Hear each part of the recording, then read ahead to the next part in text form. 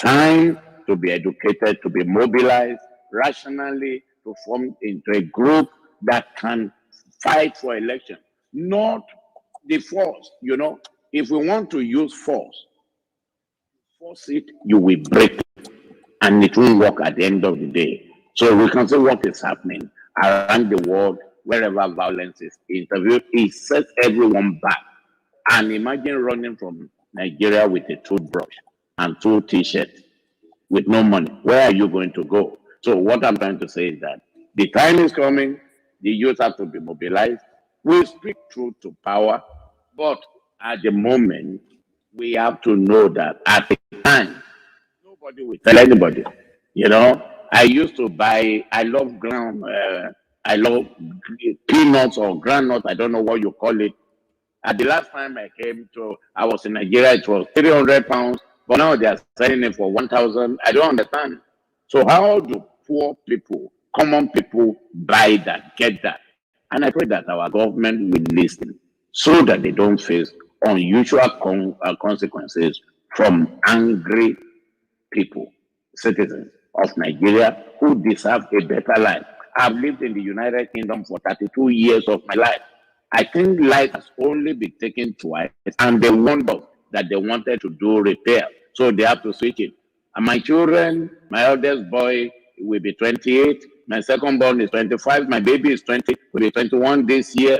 They have never experienced the loss of electricity, power. So when I look at the life of ordinary Nigerians, I weep sometimes, I cry sometimes, and there is only so much that people can endure. I pray that our leaders will listen before it is finished. Thank you very much. Thank you very much, sir. I really appreciate your understanding of our youth and the way and manner with which you address the concerns. It's kind of interesting, and I'm sure that within your message they will understand what you are saying. Yorubas will say that a child who has not learned or mastered the use of a sword, who has not understand the proper positioning of his hands on the hilt of a sword, should not begin to demand or inquire into the cause of the death of his grandfather. And with that, I just want to say that that's period of maturity. And maturity, as you have taught us, is not people rubbing shoulders with elders. It is more about you kneeling down and allowing the oil that flows from the head to the beards, which signifies maturity, drop on your head while you are serving. That is the only way in which you can understand the purpose of government, the purpose of leadership, and the understanding of you waiting until you are matured before you come out. For every David, there will always be a Goliath. There will always be a Goliath in the waiting while you are in obscurity, till they're dealing with the sheep, protecting the sheep from bears and lions. So at the period of your bears and lions, you don't come out before your period of bears and lions. You don't come out and start boasting about certain things or start abusing people who are in government to understand the threats that a Goliath portends. So without you understanding those things, and these are some of the things I have been able to glean from the things that you have said, even though you have not said them precisely in pure words, but for those who are with understanding, they will understand what you're trying to say, that your time is coming, but learn. There's nothing happening to us now that has not happened to your generation. And as at that time, you saw it as the worst at the end of the world. Just like we are saying it like, oh, this is the worst that can ever happen to anybody. It's always going to be like that. But I thank you for your understanding. J. Yusuf, please go on with your question. You went to the room, there are lots of requests. Sega, I'm driving, but please, can I just say something short to Tosi? Please, if you can allow me to please say something short to Tosi. Before Pastor Dele spoke, when I saw Tosin on the speaker, I said to my wife beside me that Tosin is very articulate. And I was so shocked that the first word that Pastor Dele said is articulate, because I followed Tosin, listening to her on the other platform that we did on Getting It Right with the political leaders. And I said, this lady, now I see no reason why Nigeria we should lose brains like this. And Tosin, I remember the analogy you gave of how you came to the polling unit and how you took charge. But what I just want to remind you of is that God has given you a special gift, and not all Nigerian youth will have the same courage that you have. And if some people are not careful, when we bigger and we embolden some people actually die before their time. So listening to the wise, and we saw that example in David also. David could have been insulting Saul, and he had all the privilege, had all the ability to have, killed Saul, but he learns to understand, follow the word of God, and in his time, and it will amaze you that even Saul, that read so much about, he ruled Israel 40 years. David ruled for 40 years. Why did God allow Saul to stay up to 40 years? So there's a lot for us to learn, and we're learning from leaders like Pastor Dele, like Sega, and the rest of them. And for those who listen, there's someone in Europe who Pastor Dele warned. He said, do it this way, do this, and do that. The person did not follow per se what he said. He's in a very serious situation right now. And maybe if he had followed that advice, he will be welcome into Nigeria, maybe like a king, and life will be a lot better. So I just want you to consider, Tosin, that we need the like of you in leadership. We need the like of you, and I like your courage. But not everybody will be endowed by God to have the kind of courage that we have. So the majority will need to listen, not to be cowardice, but to form a good way, like our leaders have said today, that we engage with leaders. Thank you. Thank you, Pastor Great, for sorry, that if you don't mind, contribution. can I respond to that if you don't mind? Yes, please go ahead. Thank you for that, and I absolutely what you said that I think we're all designed differently. We're designed for different purposes, right?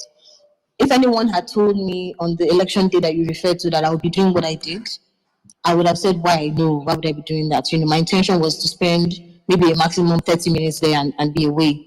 So, but I think that when it comes to, when it comes to, the people talk about passion a lot and things that you're passionate about and how those things sort of drive you. You're not really in the driver's seat anymore. When it comes to Nigeria, politics, how things work, justice, and getting things right, I have a deep passion for that, right? And it's sort of what drives me to do what I do. And I know that not everybody is going to be passionate in that way. So I think it's good. I like that you raised the point that I'm not asking everybody to be me, right? But find your own space. Your space may not be in the political space at all, right? It may be something else, but find your own space and be diligent about it, be fearless about what it is that you're indeed passionate about. And don't just be moved by comments from different people, because we all have our different purposes in this world. So yeah, thanks for highlighting that. Thank you, Mr. Oluwatosin, for that. I'm encouraged because Nigerians, our youth generally, they have been misunderstood gravely by our leaders. And to think that these people we have 70% of them making up the 200 million population in Nigeria, that's more or less a disaster in the hands of leadership.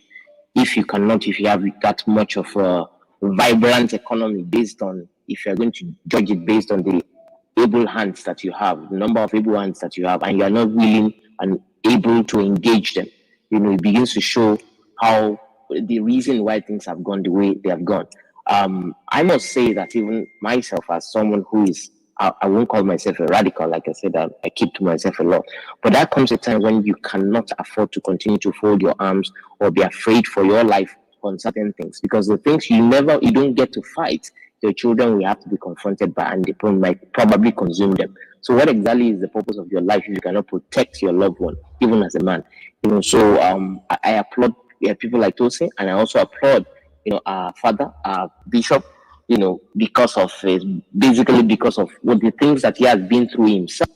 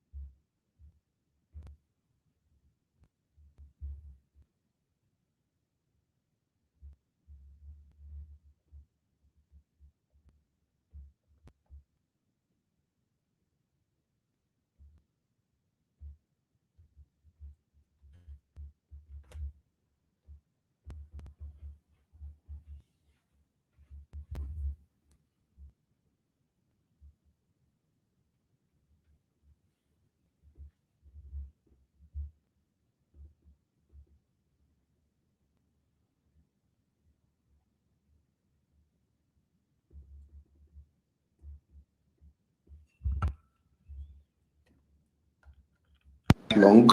I came to hear about his last program on the island, very close to already scheduled program that I had.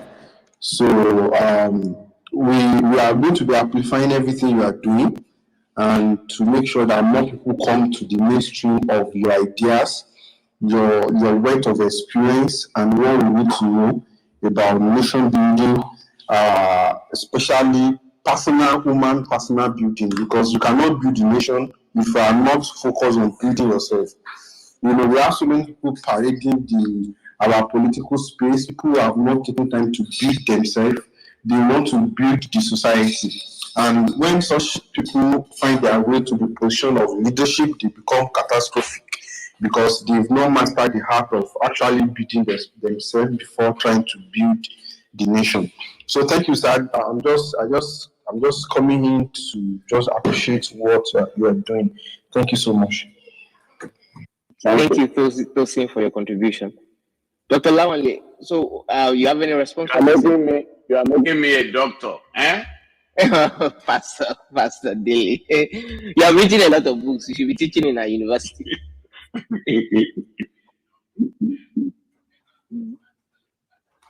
Go on, sir. Yes, sir. I said you have written a lot of books. You should be teaching in our university. No. Yes, sir. We can still hear you. Okay, I'm just listening to you, sir. Yeah, I said you have written a lot of books, so you should be teaching in our university.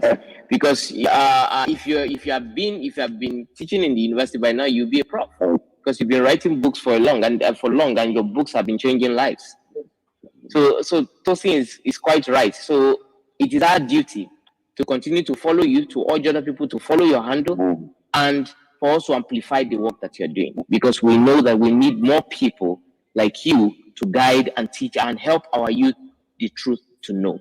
We need to grow our youth, because they are the wealth. I don't see oil and gas. I don't see any of those things. I see the youth, because there's a reason why we have this kind of youth population in Africa, which is in Nigeria, which is the trigger of Africa.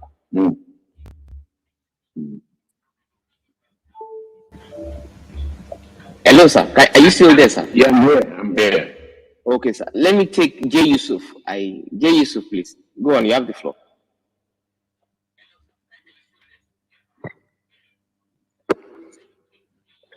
All right, thank you, Sega, and good day, Pastor.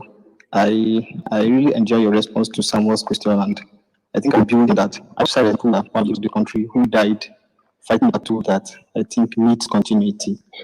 That's why sometimes when I hear people talking about maybe correcting the leaders in a way of agitation, I feel that is not the right way. So I reason with what Pastor said about being logical when trying to correct the leaders, because sometimes dying for the country is not even worth it. I will take an example with Professor Dora Akunyili, the one time DG of NAFDAC, who died fighting the battle of counterfeit drugs and all that. She died, and even after her death, you can see that what she died for still continues. So do you think that is a worthy death? That is why I actually love when Pastor made mention of the fact that when you want to correct leaders, you have to be very logical about it, because based on the nature of the country, even if you die agitating for what is right, the chances of people to continue agitating for what you died for is less, actually. Then my question here is that when Pastor was responding to Samuel's question, he made mention of the fact that some politicians said politics is kind of complicated, which we all know. And then sometimes if you can't beat them, you just have to join them. So this makes me wonder, because I actually know some politicians who at different levels of government they've done very well. I can make mention of the present governor of Kaduna State, now when he was the minister, and even now that he's the governor of Kaduna State, I think he's doing very well. So I don't know what he did differently from those politicians who are actually saying if you can't beat them, you have to join them. So if we find ourselves under the leadership of those kind of politicians, does it mean that we have to give up on the government completely, since they cannot fight the status quo and do something differently and to better the life of the youth? Does it mean that we have to just give up and keep watching, or what do we do in that case?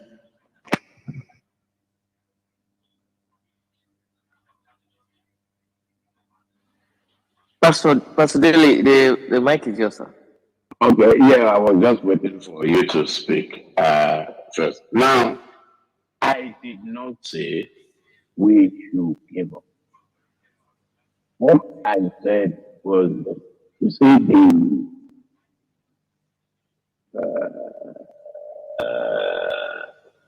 the way Africa approach issues is worrisome because we believe in aggression. We believe in shouting. I was in Lagos last week and I started shouting like them. You know, the homes, everything is about force. And our leaders also have perfected how not to be moved by noise.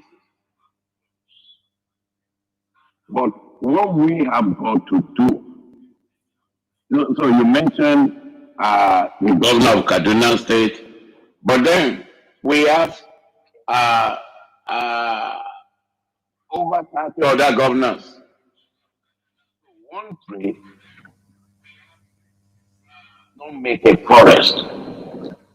So what I'm trying to say here is that we have to have a systemic way of treating the government democratically. You listen, we can make noise on the outside and just shout, shout, shout, shout until we start penetrating into government by organizing ourselves well. And I'm not excluding myself now. In the United Kingdom where we live, there has been unbridled racism here over the years. Many Nigerians, many Ghanaians, many black people have infiltrated the parliament and they are causing trouble there, making it impossible for the white people to discriminate and to bring out policies because they fight like tigers without being afraid. So what I'm going to say is this. We are not saying we should not protest. I mean, we saw NSAS and it really damaged, the strength of the government, and they know that if they mess up, another thing like that can happen. Civil disobedience can happen. I pray it doesn't happen because, again, it is the ordinary people that will suffer. So what I'm trying to say is that we have to prepare. You see, I was saying to my son yesterday, my eldest son, and a pastor friend of mine, I said I'm not this type of person that like to talk. You know, Africans, we like to talk. But what we need is action. So today, can you show me, I think it's Nasri El-Rufai, that is the governor of Kaduna State, among the youths of Nigeria and young people, can you show me one man? Show me one man that you can say is ready to lead the youths. Okay, we will vote for this person in Oyo State, in Ogun State, in Kano State. I can't see them. And if you don't have people like that and you are fighting, you will just waste your strength. So the youth needs to be mobilized under a proper platform. And it has to be nationwide. And I have lived in Kaduna. I worked in Kaduna. I know the Hausa people. To get them to follow you, to agree to what you will do, will be difficult. They will counter it. In Yoruba land, if you see somebody that is young, the elders will not want to follow the person. They say, how old is he? But in the north, if you say a 12-year-old is the leader, they will follow him. So we also need to reorientate ourselves and understand in Yoruba land, and I know I can see all the names there. I've seen some Hausa people talking on this platform, Yayade, and I love them. I mean, I was still speaking to a senator friend of mine who is a Hausa man yesterday here in London. I want us to understand that we need to damage the I am older than you culture. And I'll take you to Job 32, verse 8. Oh, actually, I'll read it from verse 6. That is talking of the major problem confronting the people in the south, especially the Yoruba people that loves making noise, my tribe. He says, from verse 5, Job 32, verse 5, it says, when Elihu saw that there was no answer in the mouth of these three men, then his wrath was kindled. And Elihu, the son of Barachel, the Buzite, answered and said, I am young, and you are very old. Wherefore I was afraid, and does not show you my opinion. I said days should speak, and multitude of years should teach wisdom. But there is a spirit in man, verse 8, and the inspiration of the Almighty God giveth them understanding. Verse 9, the key verse. Great men are not always wise, neither do the aged understand judgment. So, the Yoruba people, the people in the East, know that leadership is not about age, it's about the ability and understanding to lead. To that stage, we will just be making noise in vain because they will look at you. How old are you? How much do you have? Who are you? Who is your father? That's Yoruba's problem. And also, another thing is we are bloody hypocrites. We can sell anybody for money so that we can get advantage. So what I'm trying to say, so if you are following the Yoruba man, and you have to be sure that you know where he's going.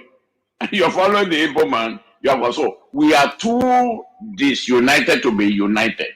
But we need a forum. We need a platform steadily. That does not mean we will not protest peacefully when we don't like something, but it's a hard task. But God will help us. Thank you very much, Pastor Dele. And for that, our youth sometimes will come out, they will emote and they will respond to certain things, especially when the leaders behave in an epically insensitive manner. And of course, with the things that they do, they have frittered away trust. And based on that, the youth just felt, is this how our lives will continue? When we can see our counterparts and our age mates in other countries, how they are thriving. The concept of university is more or less the universality of education. Meaning, if you pick a student in Nigeria, he can represent Nigeria anywhere in the world. But is that really the situation? And why is that not the situation? The fingers are being pointed at our leaders. What exactly are they doing? What are they giving back to the people, to the citizens of Nigeria? And this is the reason why you see most of the times the things that we blame our youth for are the things that we made of them to become. The monsters that we call them, the monsters that we see today are the creations of the unconscionable leaders of this country. But again, we will not pitch a tent at blaming people, but we will rather go the direction of building our youth and helping them to see things in the right perspective. And that's where we need to get things right. And that's why we are talking on this platform today, sir. So in your time, there were difficulties. But in comparison, how would you describe the time as at the time when you were young in Nigeria as to the time that we're living in now? Will you say it is worse, it is better, it is easier, or how would you describe it, having been through both times, sir?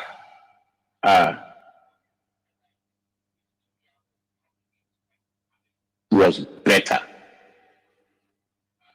far, far better. And I feel sorry for the youth of this generation.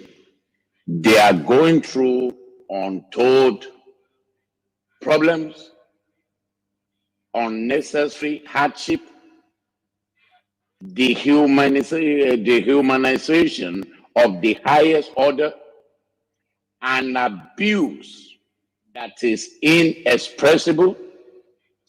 And I feel that destinies of many people, innocent citizens of Nigeria, are being wasted unnecessarily because of the lack of vision and prime leadership in our society. Now, I've been around the world. I have been to at least 35 countries, and please listen to me. I'm not saying this out of pride. I am just saying to say that, look, I have been around the world not as a crawler, not as a poor person, but as someone that has had a good life. I've been to many countries and I see Nigerians everywhere. Most of the time I left those countries in sorrow and in tears because of the plight of my fellow citizens. So when I get to some hotels, I see Nigerians, PhD holders, cleaning the floor, cleaning the toilet. I meet some of them. I fly to Spain regularly just to chill. Sometimes I go there for 3 days. Sometimes I'll go there for a week just to rest. And most of the black people I see in Spain, they beg, or they are selling bags, watches at the beach. And when I talk to them, they are very educated. Our leaders have wasted a generation. I pray that God, who is the hope of the common man, will help them. Our time was better. There was security. There was joy. There was communality. There was that peace. The standard of education at that time was very good. If you have O level, I think it will be the level of people having first degree today. If you have A level, it will be like master. We were driving one day, and we drove past. I think it was in Ibadan, and they said that's the Ibadan Polytechnic, and they were just like glorified burial ground. I just look at it that is this a higher institution? Is this a university? When I look at primary school here or secondary school, it's better than most of our universities.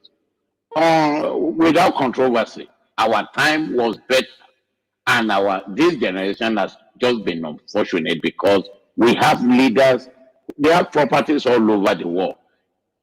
They travel abroad. I see them in the first class cabin. I see their big belly. I see them in business class. And they travel with their wife, with their children.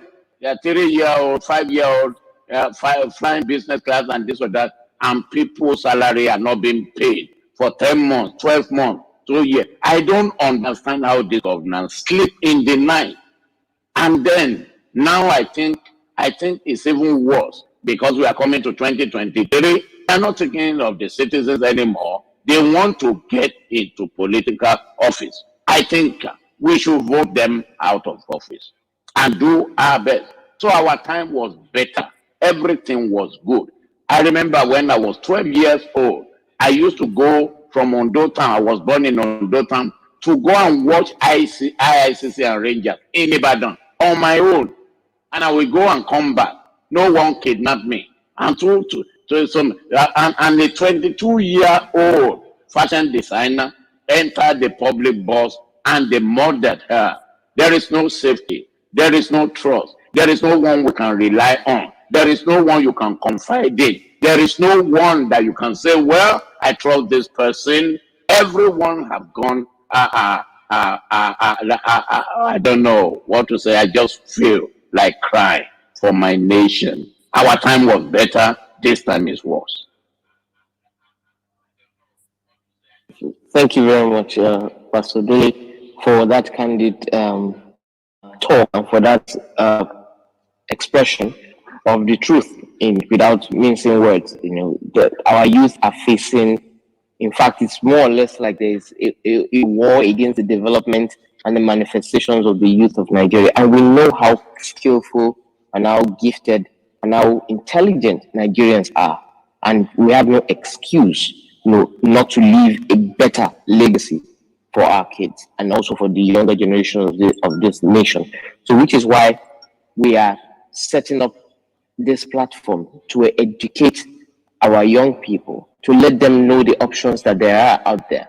We probably would not be able to tell them who to vote, but we can actually tell them the direction to look, that there are options out there. People who actually meant well, who know leadership is about service, who know leadership is responsibility, so that they can understand how to tailor their vote and how to stand by their vote and how to protect their vote and ensure that the right thing happens for Nigeria, because we cannot continue to have business as usual.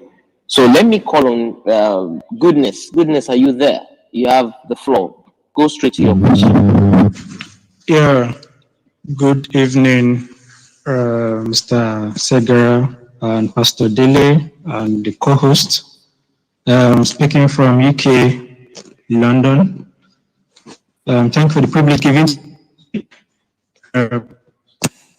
After all I've heard from Pastor Dele, well, I cannot just express how bad I feel about Nigeria, because I just came to UK of recent for a visit to seek for partnership and then engage with some people. And I saw how life here is. Life here is so easy, so free. In fact, I was so angry in me, like, what's happening? These are our leaders travel out and they see what is going on outside the country, and they will turn back as if they were blindfolded or like, I don't even know how to even express it, because see how seamless life is here, where there are jobs, there are spaces, you have the privilege to carry out what you want to do. At least I've spent like 14 days here, and I've not seen where the light trip off for just a second. And I was like, man, I know what it means for us in Nigeria. I have friends who are struggling, who are working very hard, but the issue of power, the issue of fuel, diesel is just bringing them down. And then, in fact, I even told myself that, will I want to go back to Nigeria again? But because of what I'm doing, for the community, I have to return back to at least do the little that I can. So thank you very much for this opportunity. I appreciate it. Thank you very much, Mr. Goodness, for your contribution. Pastor Dele, you know that in Nigeria we have over 10 million out of school children, and I think that's about the highest in the world. And there are about 27 million children in school that are performing very poorly, and there are millions of Nigerians that are half educated, the ones we call subliterate, and another over 60 million, that is about 30%, that are illiterate. What exactly do you think the role of the church is in engaging this? Of course, we know the problems. We know that we have poor funding, we have poor governance, we have corruption, we have lack of responsibility, both on the parent side and also on the government side. We have politicization of education, we have lack of infrastructure, we have indiscipline, we have poor parenting and guidance, we have lack of teachers' welfare, we have lack of teaching aids, We have unwillingness to study education in schools. Nobody wants to go to school to study education to become a teacher so that they can join us. We have education coverage. There's some places where in Nigeria where education is just like a foreign language. Nobody understands what's going on there. What exactly would you say is the role of the church in all this? Thank you. Thank you. I just want to say, can you hear me, please? Loud and clear. I just want to say regarding the last visitor to the UK that just spoke. You see, he said he has been here for 14 days and that he has not seen light. He has not seen light going off and everything looked peaceful. But you see, I was saying to my eldest son yesterday on our way home, I said, actually, that serenity has become the burial ground of many colorful destinies among the Black people. They are here in their little house, little car, little there, and their comfort. They can go to McDonald's and KFC.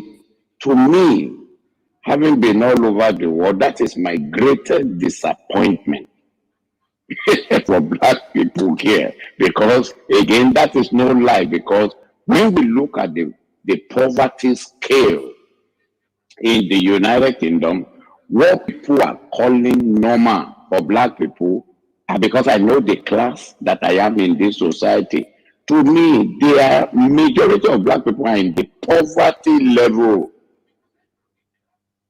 And you think they are doing well because they live abroad. It's not like that. When I go to America, I look at America, most of the time I go to America a lot. And I say, I can't live here. Because when I meet a lot of people, they are struggling. Now, who made it that way? Our government. So, that one of the reasons why I'm coming to Nigeria to coach is that I want to raise a generation to help them to understand that they can do better and things can work. But we have to change their mentality and their mindset and their approach. Because now, one of the things I want to say, the government is irresponsible with the way they have run our life. And I'm not just talking of the Buhari government, Goodluck Jonathan, whoever preceded him. All of them have helped us to mismanage our country and our destiny and the destiny of the children to come. But can I say to you, part of my problem in Nigeria also is the church. We are part of the problem. Number one, the leaders that have access to the government, they use it as a photo shoot to show I have access to government, president. I go to them to be seen taking photo with them without really challenging them. I see Bishop Oyedepo as my fan. I'm his biggest fan in this because from time to time he speaks truth to power. But let me move from there. The biggest problem in our society is religion. Religion.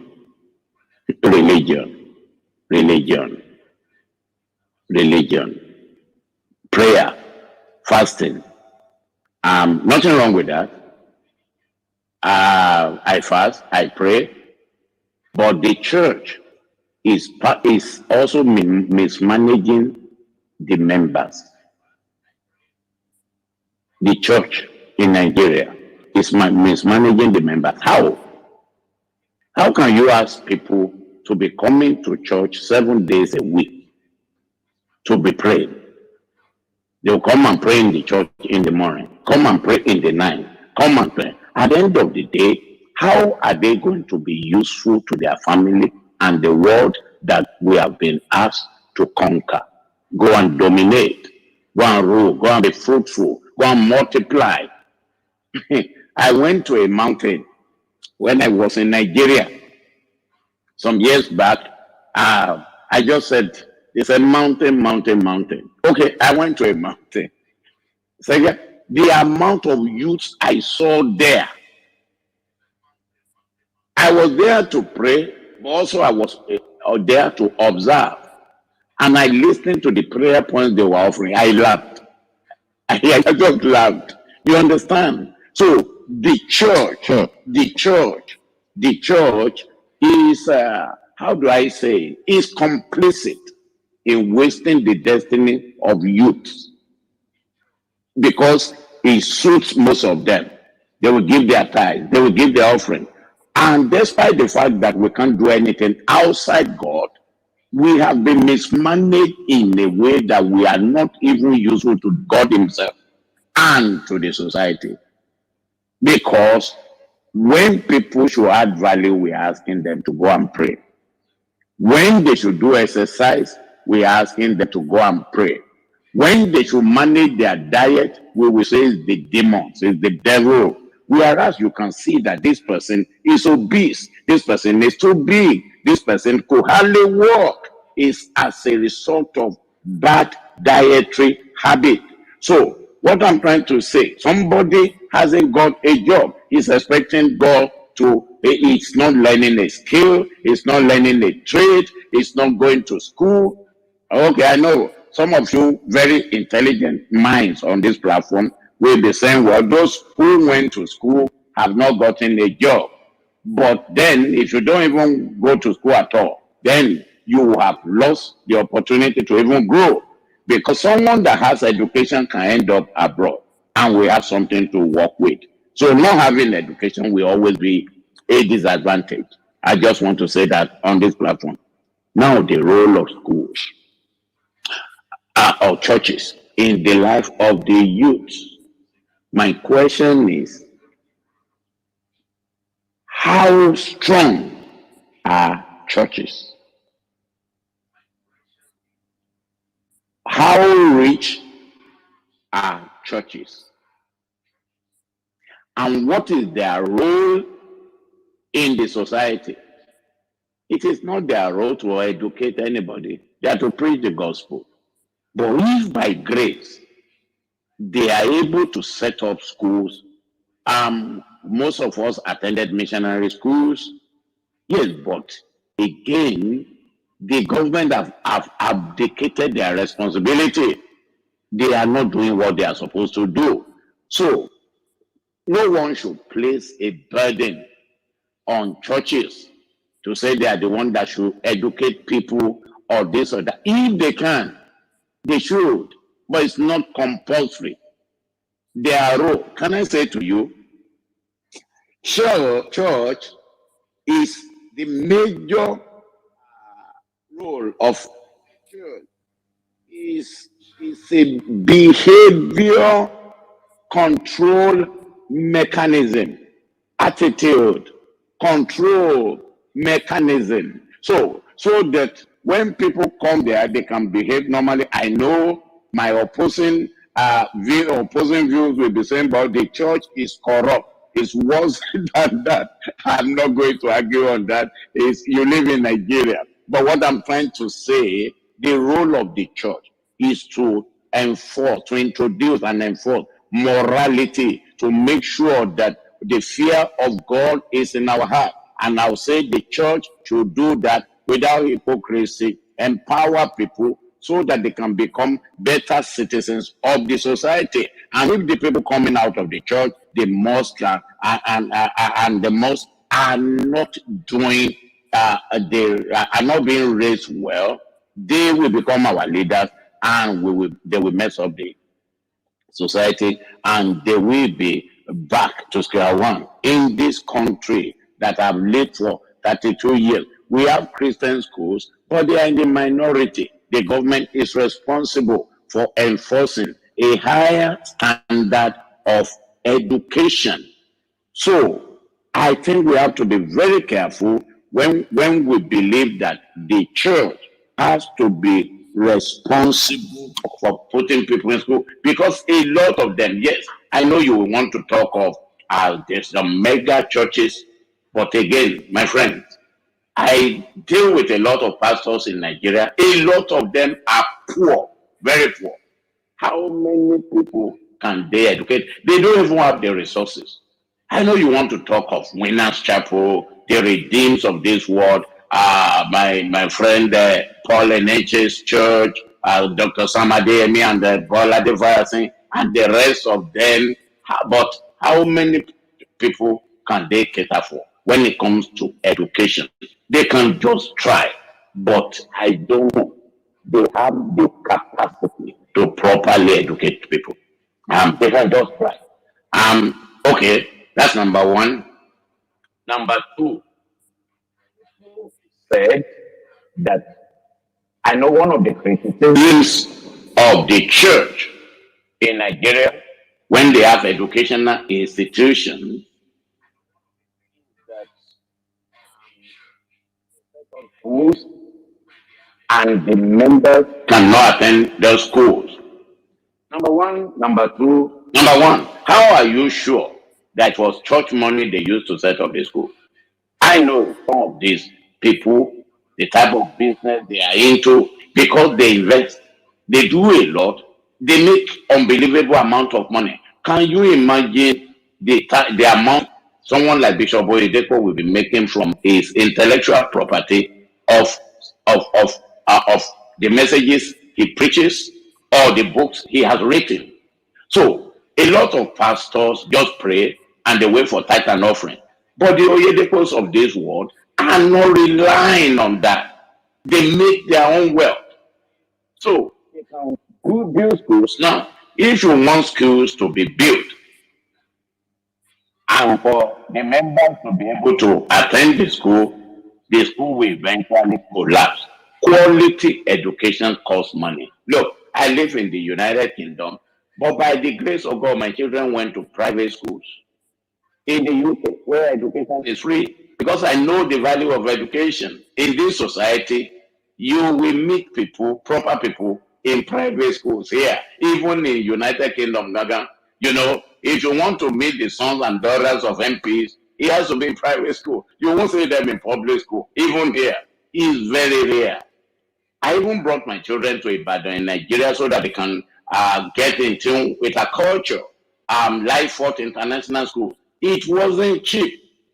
So what I'm trying to say is that if the schools that set up by churches are going to thrive, are going to survive, are going to belong, it will be expensive. Subsidize for members, but too much subsidy will lead to traffic jam, like I experienced last week in Lekki, in Lagos, for 4 or 5 hours. So the university will eventually collapse. So Sega, churches can educate people. It's their choice. It is not compulsory. You understand? Go ye and preach the gospel. If they add the education to it, they are going beyond their boundary, but God can help them. Now, when you talk of Catholic Church, Anglican Church, missionary schools, and they came to Africa, they gave us free education, they are being backed by the government. The government is not backing anybody. They are even looking for who to take from. I remember during the NSAS problem time, and the parliamentarians were giving 2 billion to the government, and the downloads of this world, and the Otedolas, and the global Adenuga, all of them, these people are contributing billions. We don't know what happens to the money till tomorrow. So when those missionaries were coming from Africa, they are people that have invested, they have real estate, they have a lot of money, and they have subventions and support from the government to set up those schools. And that was why they were able to run it free of charge. So I want us to be informed so that we don't become deformed. When it comes to churches, when people talk, oh, churches, pastors are taking. Look, I've been pastoring a church I founded in the United Kingdom for 18 years. I am not being paid by the church. Not being paid because I'm a full-time lawyer. My wife is a child educator. But does that mean that pastors who work full-time should not be paid? They should live well. Some of them are educated. I said to people, I'm a lawyer. If I become a pastor, don't expect me to be walking on foot or to be driving ramshackle car, living in a dilapidated house because I've given my life to Christ. I wasn't poor before I entered. Jesus became poor so that we might be rich. So I won't become poor because I became an example. I want to be able to the president, to people at the highest level, that Jesus is good. Look at what he has made my life since I joined. There are many people I engage, judges, lawyers, people, politicians, and when I get to them, even coming out of my car, they know they have to listen to me. When they see you, they respect you. So I just want to say to you that they will say some pastors are enjoying, but many pastors are suffering. They are going through pain. When if you see me on the streets of London and you see the car that I drive, you will say, "Wow, black man." Yeah, but I work for it. I'm working, and because I'm a pastor, I'm a thief. Yes, so you say I'm a thief because I'm driving an exotic car. So what I'm trying to say is that we have to just pray that God will help some churches, but they can only do so much. All the responsibility lies with our government, and I pray that they will get it right. All right. Thank you very much, Pastor Dave, for that. Let me take questions from. There's a gentleman here who has been here since, and yeah, Mr. Gabriel, please, you have the floor. Question straight so that we can take everybody. Okay. So now this will be difficult because I've been here like listening to him and listening to everybody. Sometimes he gives hope. Sometimes my hope is dashed because for the things that he has said. Part of the things that he said, from the onset, from the beginning, he said a story of politicians that he had relationship with, and when he was talking to them, they said, is it that you change to them or you are killed? That didn't give hope. You also mentioned you rather be alive than die the death of fools. I took those quotes from him and I wrote them down. Now, for the politicians, these are the crop of people that have been leading us for I don't know, for as much as I've been, I am 48 years, sorry to say that, as much as I know, they have been leading us from the onset, and nothing has changed till today. So now my question is, when he was giving the style of his solution to deal with this set of people, that we have to be gentle, we have to talk to them, we have to engage, and that. Hasn't people done this same thing that he proposes and it didn't work? Because if he works today, we should be somewhere, we should be at least better off. The guy that got to UK, that was telling us all those, what he experienced, when he went there, he saw even maybe worse, but it's better now. But in Nigeria, on the other side, it was better before, but now it's worse. So you see the difference. He was there for 18 years or more, but it was worse then. Now it's better. But in Nigeria, he is getting worse every day. And these are the people that enjoy good education, enjoy everything about Nigeria, and you still want us to talk to them. I think Yoruba says when you push a goat to the wall, they will turn back and bite you. So what the his proposal about that, it didn't give me hope. Now, when we come to the church, for me, I've always believed that church have the crowd. They have the crowd. The people are there trooping in millions to the churches. Number one, if you have crowd, the information that he said they are introduce immorality, they should introduce immorality to the society. So, what have they done? The immorality that we had 40 years ago till today, the values that we have 40 years ago till today, where is it? Has the church done any better for us? So what language should we talk to them about? How should we deal with them? This is the solution that I want to get. I don't think the solution that I prefer. Now, one sister here, Oluwatosin, I think there is no one solution that fits all. This is, and I believe that for me, I would rather say, if you are doing the one you are doing that is making, that is changing people, keep doing it. And why are we saying that? He mentioned somebody here, DSA, for example. We all know him. He's a revolutionist. He's nothing different from what Martin Luther King did.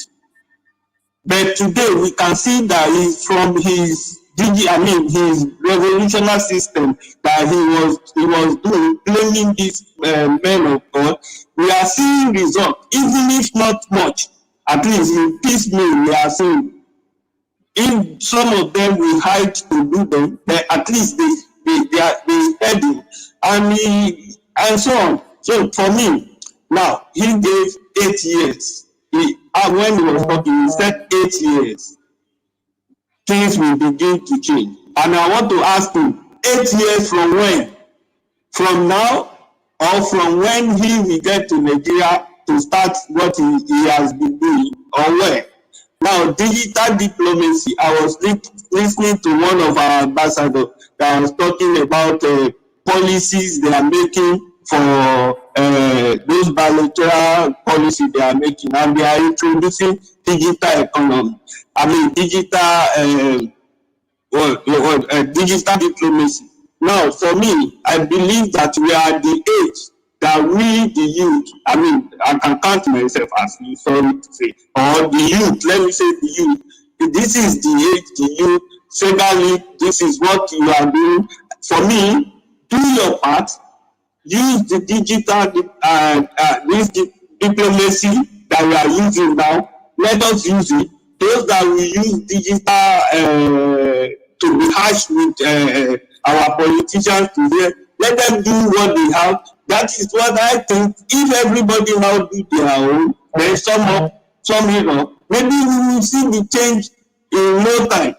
But if we want to be continuing to patch these people by at the back and say, okay, we don't want to abuse them. I'm not encouraging anybody abuse you, but there's a way that you will be harsh on people. Even Jesus Christ was harsh on Pharisees. So for me, that is what I believe. But sincerely, it has not given me much hope. It dashed my hope so many times, and maybe something good will come up with me. You want me to respond to this? Yeah, before then, sir, thank you very much, Mr. Gabriel, and thank you for your passionate response. And I must say that usually, from my own experience as well, usually when we are hot and we feel dismayed and we have discontent in our hearts, we often we hear people who are talking or addressing issues. Our expectations sometimes might be very, very high in the as far as people speaking our mind is concerned. There are some certain templates that we build, things we expect to hear, and once we don't hear them, anything we hear outside that becomes an inconvenient truth. All of us want truth. We say justice, we want justice, we want truth. But justice is not your sentiment. Justice is not your prejudice. Justice is not your understanding. Justice is not, in fact, in most cases, it's not universal justice. what we get mostly are legal justice, which has to do with more technical issues than our feelings. So the experience of Dr. Dele and his worldview, sometimes we probably will not understand it now until much later. You will recall also that even I, despite the fact that I've mortgaged my life for God knows how many years now for Nigerian youth, it doesn't mean that we will all agree on everything. There are certain things you still want to do that you wouldn't want my take on.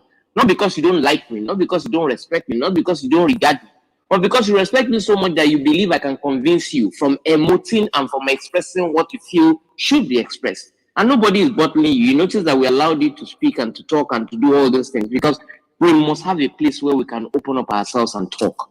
And thank God, Pastor Dele is a father. He's an experienced pastor. He's somebody who is also a legal practitioner who has seen a lot of things. And he will know how to address matters. Just again, it's just a point of understanding and connection. Thank you, sir. You can actually engage, sir. Yes, sir. I really love Gabriel. You know, there's nothing anybody can say me. I'm a lawyer and I'm an old head in the legal profession. One thing they taught us at the law school is when somebody says something to you, immediately take it to 5 different possibilities. Don't just be narrow. So the way Gabriel expressed himself, I'm going to correct him. In that, I want to say to you that every view must be balanced. Extremism will cause a lot of setbacks. So, what I said today was that when you want to change a system, you have to be very, very wise. Okay, let me go back to the people that have been ruling us for years. It has been chop by chop by the leaders and the citizens. As long as somebody line up pockets with money, gets us a job, use long leg to get our children to schools, okay. Of wheat. Now, hardship has become insurmountable. It has become very difficult to live. Now, the only way to overcome that is not by abusing the leaders or by attacking them. You know, these leaders of Nigeria, they are not Christians. He's a soldier, retired soldier. I have dealt with military men. Came to see me, a British soldier came to see me today. They have no feelings. You think you want to die? They are ready to die. Baba Obasanjo, 85. He's playing football. You guys don't care. The moment you understand that, you will not give yourself high blood pressure in dealing with them. What do? I said 8 years. Because I am an informed person. If you want to 2023 now, I can say everybody wants to be the president, and we will see the result. If you want to come into 2023, who are you going to elect? It's either APC, PDP in the coming year. Because people that say they want to become president, they have no platform, they have no structure, they don't even know their policy, they have no followers. Take over the government in 2023 will be nigh impossible. So now the youth, it's now that the youth are saying they are tired. But if you are tired and you are not properly organized, you will be retired again.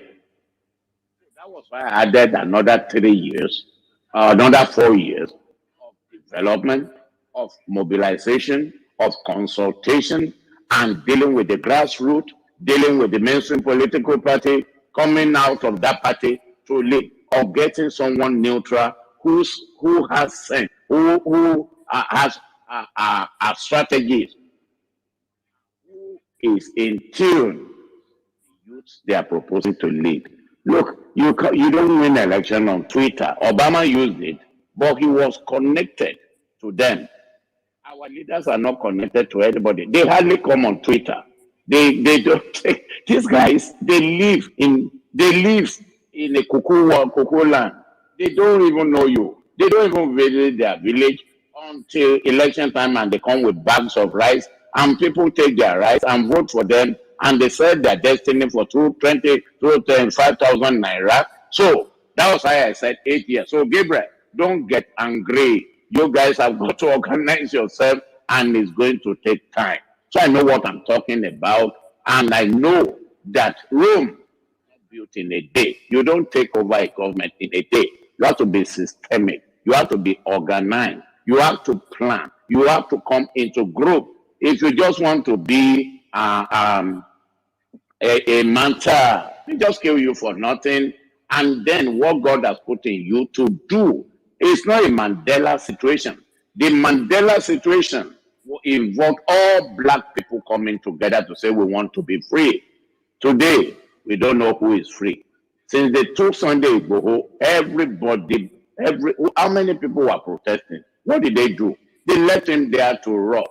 So anyone that wants to behave like Sunday Igboho, we think twice. Nnamdi Kanu hasn't changed his dress for 2 years. Anyone that wants to be Kanu, we think twice. So what I'm trying to say, I know what I am talking about. It takes time to build a group that can outvote a government. That was why I gave it 8 years. Don't be discouraged. You have to know that I know what I'm talking about. I'm not a fool. I'm not an ordinary person. I'm a lawyer. So I have to be balanced and think of the right or the left, and to think of what is objective, reasonable, and achievable. So that is what I am trying to say. Tell me, I saw the brilliant interview of Mogalo. I don't know him. I just saw Sega interviewing him. I saw that young guy, maybe Adebola or someone. I saw them. They speak good English, but good gay English doesn't win election. You have to be organized and you have to have the platform and the people that will vote for you. Thank you. Thank you very much, Dr. Pastor Berry, again for your fatherly advice and also for your understanding. Let me take, before we are accused of being misogynistic, Madam Distinguished Ella Atten, are you there? If you're there, you have the floor. Going 1, 2, 3. Okay, and I will call her back. Okay. Distinguished Ola, you have the floor. Thank you, Pastor Dele. I thank you for such insightful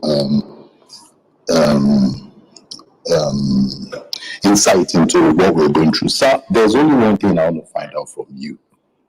What is the role of the family and the immediate society in helping us change the orientation? I had a recent experience. There's a son that I adopted, and I grew up knowing that integrity pays, hard work pays, and the goodwill of your hands would always bring you fortune. Yes, it worked, but the issue I had is I picked him up and I picked another person up.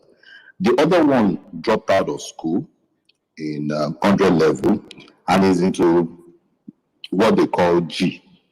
The one I picked up is not into G. So the two of them are talking, and he is asking me a question.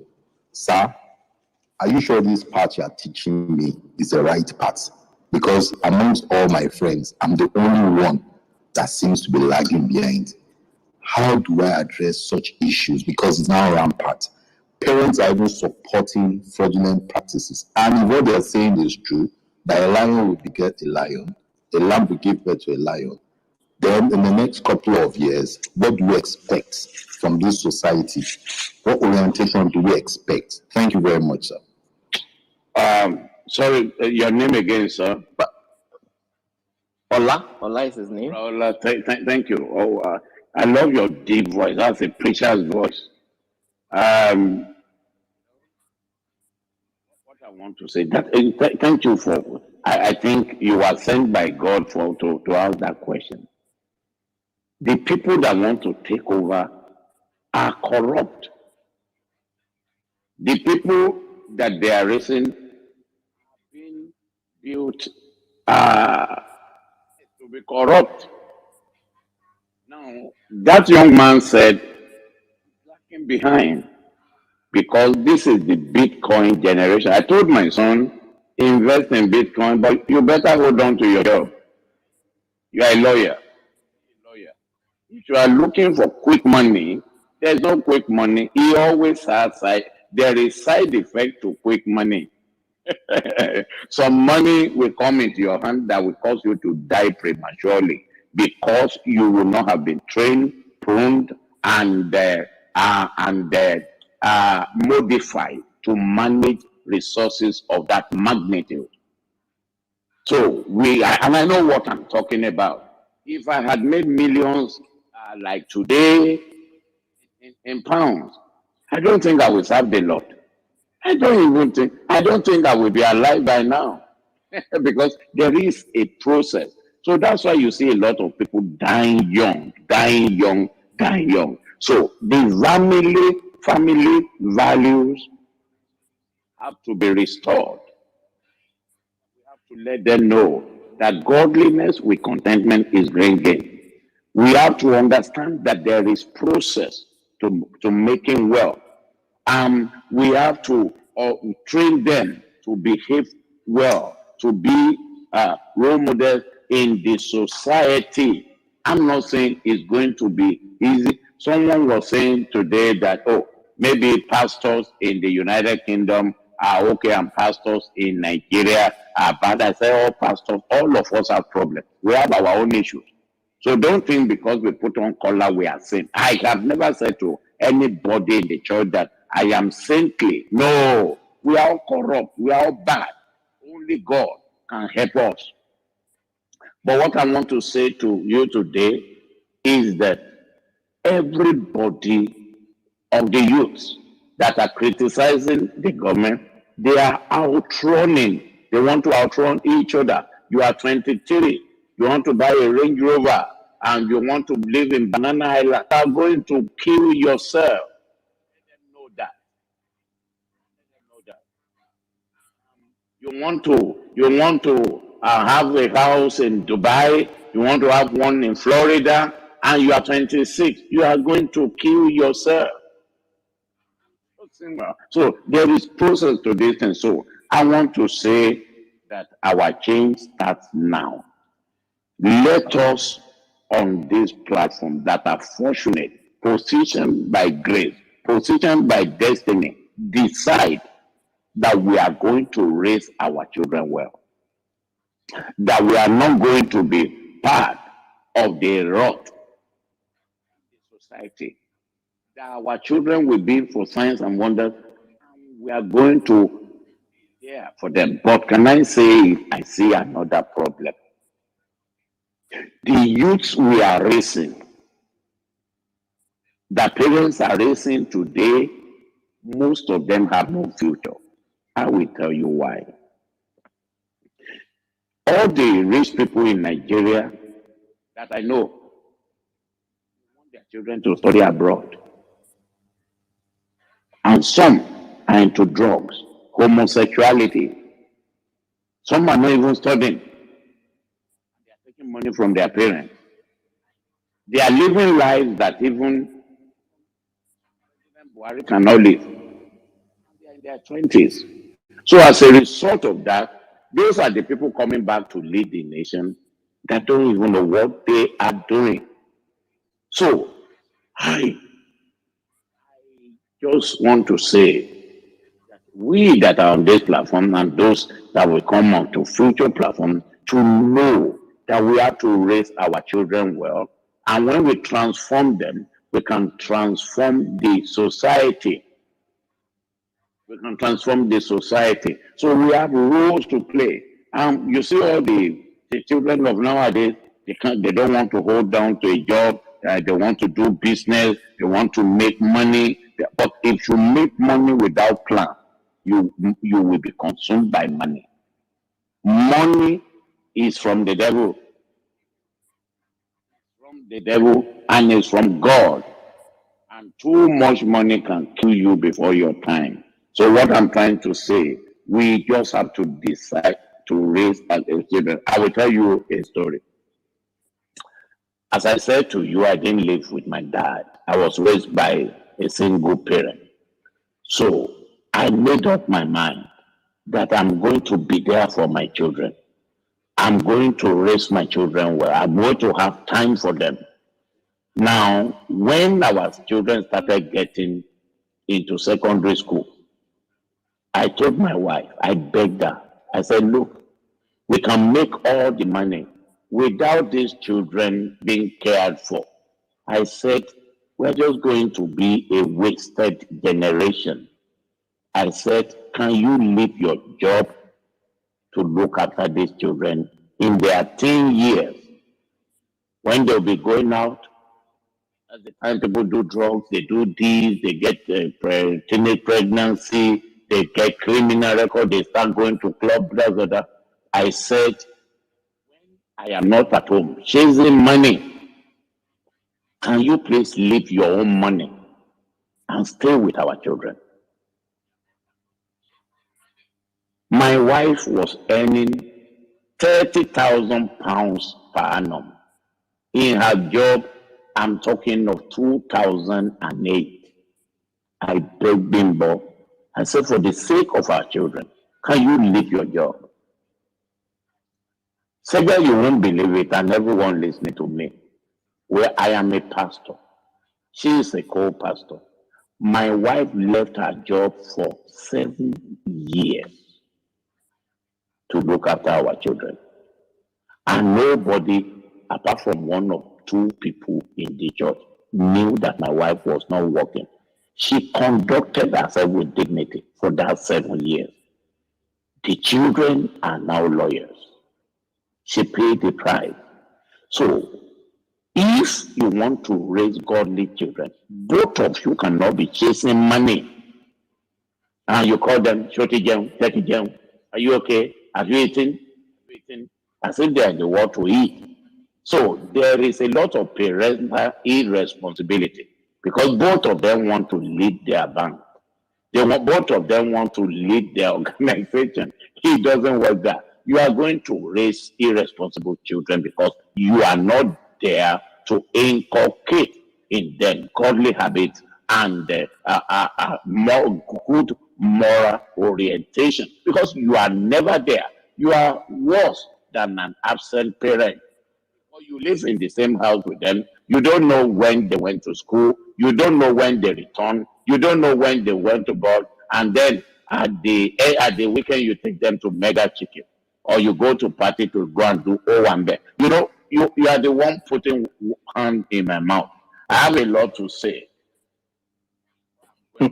I'm going to temper justice with mercy today because a lot of parents in Nigeria, I say with respect, but with deep knowledge, are irresponsible parents. They are never there for their children. And when these children misbehave, it is the irresponsibility of the parents that made these children to go astray because they were not there for them. They know more. The house girl, the megad, the security man, the driver, knows more about the academic progress or the school curriculum of the children more than their parents. They are in their air-conditioned offices flying around the world. Don't let me talk.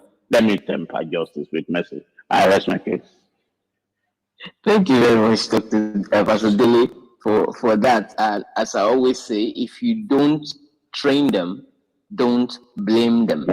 I recall that during the NSAS campaign, there are some youthful folks who were misbehaving us at that time. And Fortunately for them, I know a few of the parents who are from the very high class in society, but unfortunately for them also, their parents mean more or less nothing to them, because despite the amount of money spent to educate them abroad, they don't value the advisory of their parents. They don't reckon with them, and the parents, in fear or in probably to placate their position, in order to at least assuage them, in order to get their liking and their support, they approve every single evil that their children actually perpetuate, simply because they want to assume or admit the wokeness of their children. They don't want to offend them. So anything they do, they support them, no matter how dangerous it is in society and no matter how terrible it comes.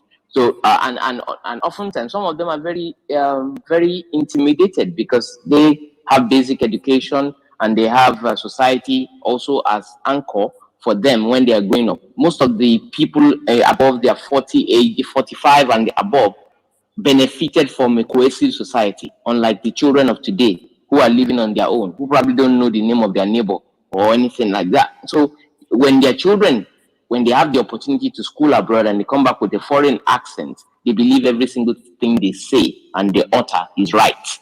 And with that, society gets plunged down the abyss for even further. So you're very correct with your notion. Responsible parenting, which is one of the platforms that we also have, is going to the root of engaging parents on how to, be the superhero of their children, to lead by example and to set them aright. One of the people that I actually regard in our society today, this youth in different community who are taking personal responsibility and are helping to build their community, especially as regards police brutality, what they are doing. The people from Mushin to the world, and I'm glad one of them is in the room today. You have the floor, sir. Are you there, Sir Matthew? Hello, Mr. Matthew, are you here? Okay, the singer is not here. Okay, yeah. Hello. You're welcome. Yes. Yeah, good evening, and I'm happy we had the opportunity to join the space today, and looking at the topic, getting it right. I've listened to a couple of questions, and I've also listened from section, though I go in and go out in the space, but I've gotten a lot of other information. But basically, like distinguished Mr. Sega said about motion and relating it to the topic, getting it right. It is my understanding that here in motion,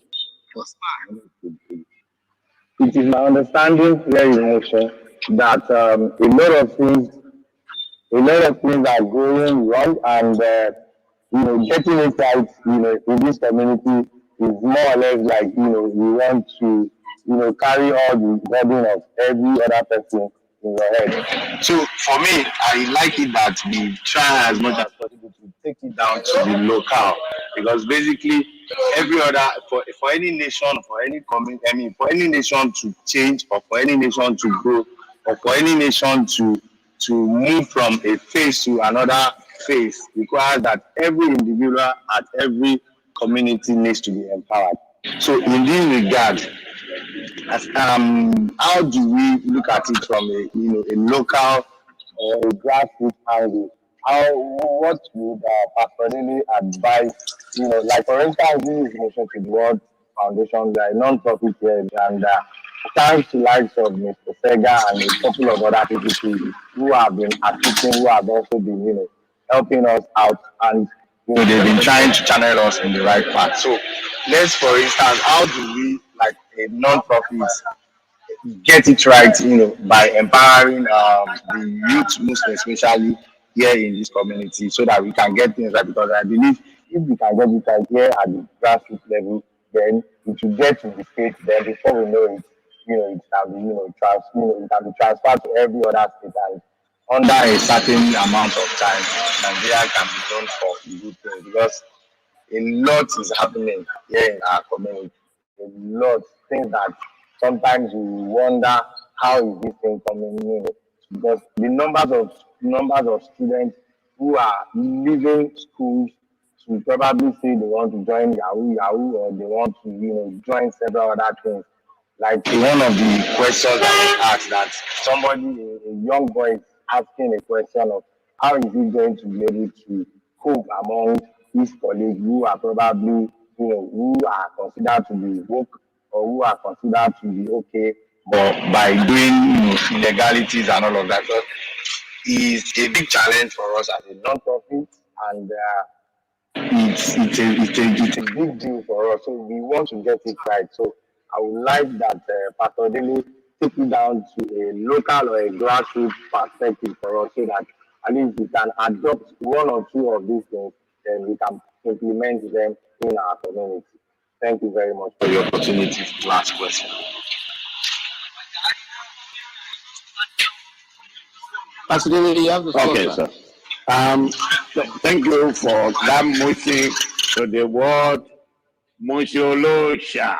You know, Yes, sometimes I come to Nigeria not to do anything, but to just be among my people, you see. Drive past Oshodi, okay, you know, Bariga, you know, just. I was born in Museo. I will call you Loco Yes. Now, you see, what I'm going to say is this. I think one of the strategies to win in life is to pick your battle and to strategize on how to win. One of the ways to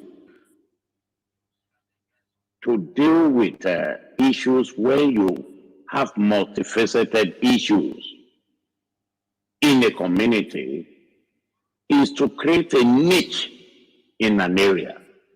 So what, I mean, when you talk of non-profit organization, you don't have a deep pulse like politicians, like political parties, like profit-oriented organization. So you cannot do everything. Now, so you have to look at, what do I want to do? Is it education? Is it combating drug addiction? Is it homelessness? So you have to decide, this is what I want to do. I'll give you an instance. When I started law in the United Kingdom, a lot of young people, because I studied as a mature student, I was almost the father of some of them, and they were coming me daily, you know. So when I left, I was going through the challenges of immigration and knowing fully well that I'm from a poor family, my own. I wasn't looking for class. I was looking for ways to be successful. So when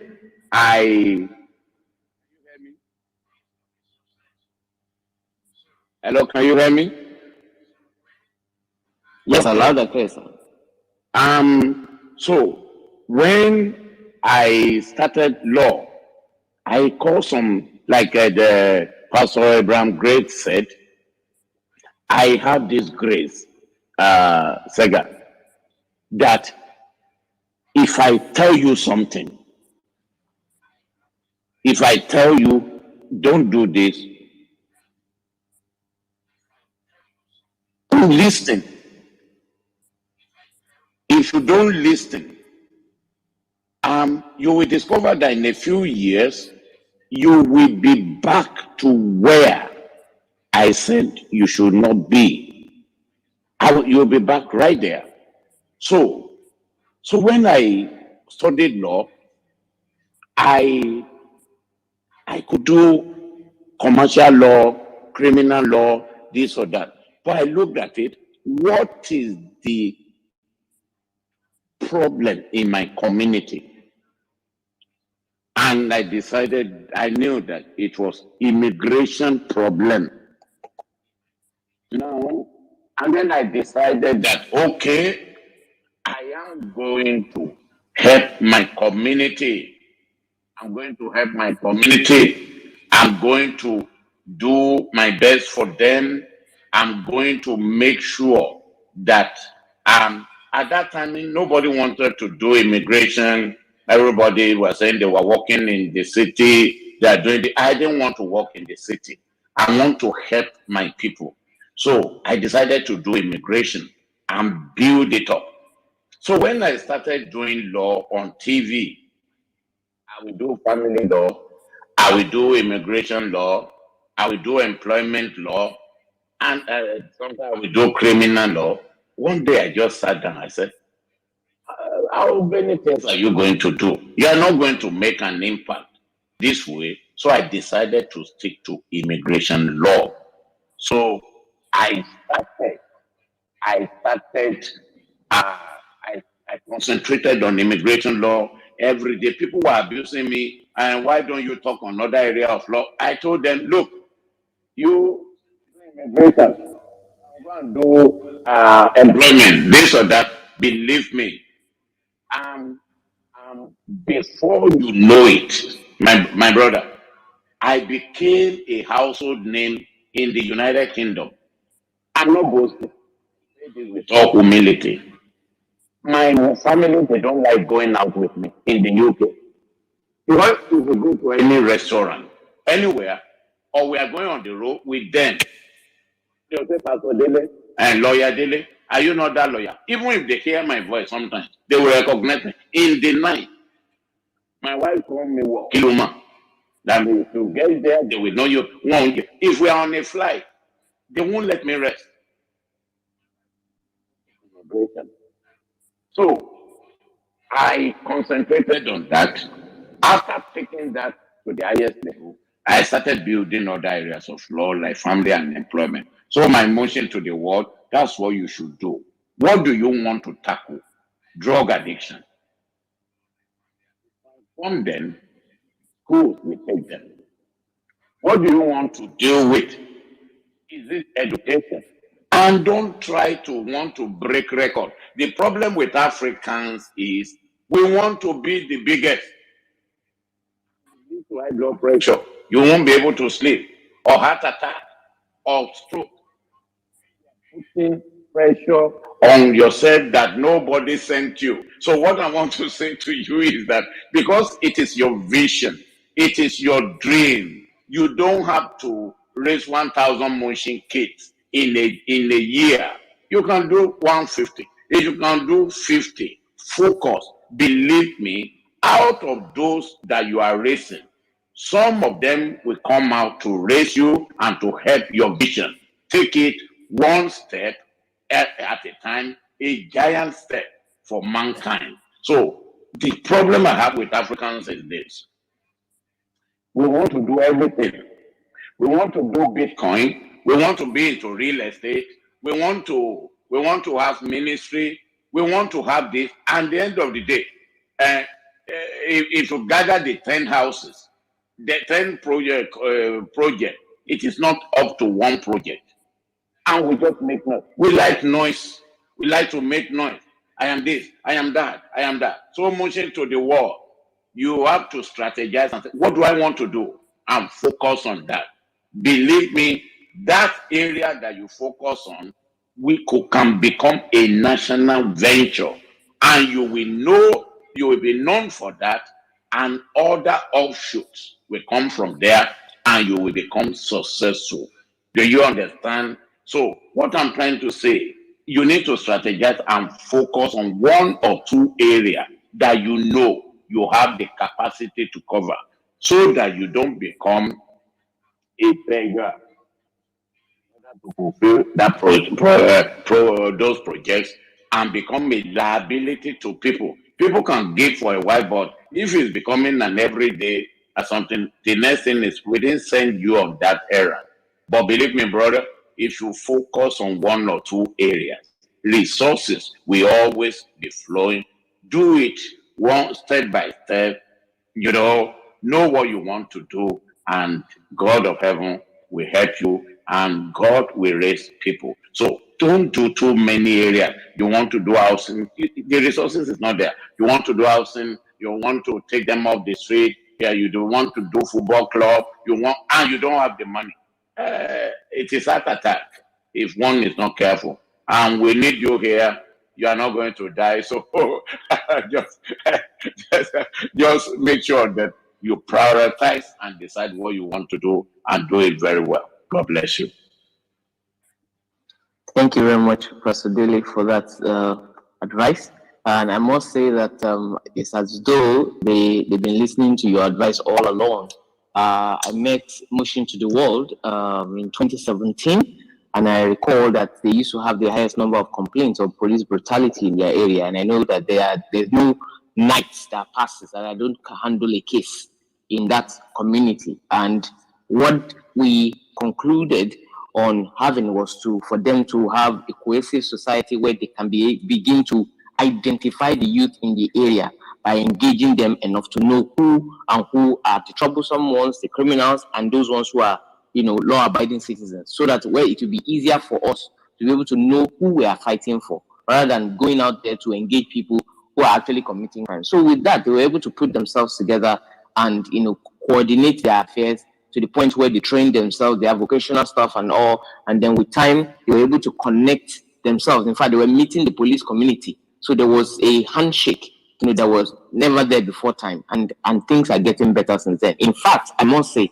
that the members of Motion to the World represented Nigeria and their community in the UK of recent, in the climate change conference that happened, in the past. And so a few months ago. So they're actually doing well, and they are very focused and very particular about improving upon themselves and raising each other up. The Motion community, as it used to be, is no longer what it is now, because the youth are taking advantage of the technology that they have around them, and they are bringing themselves together cohesively to the point where they're lifting each other up. So thank you very much for that fatherly advice.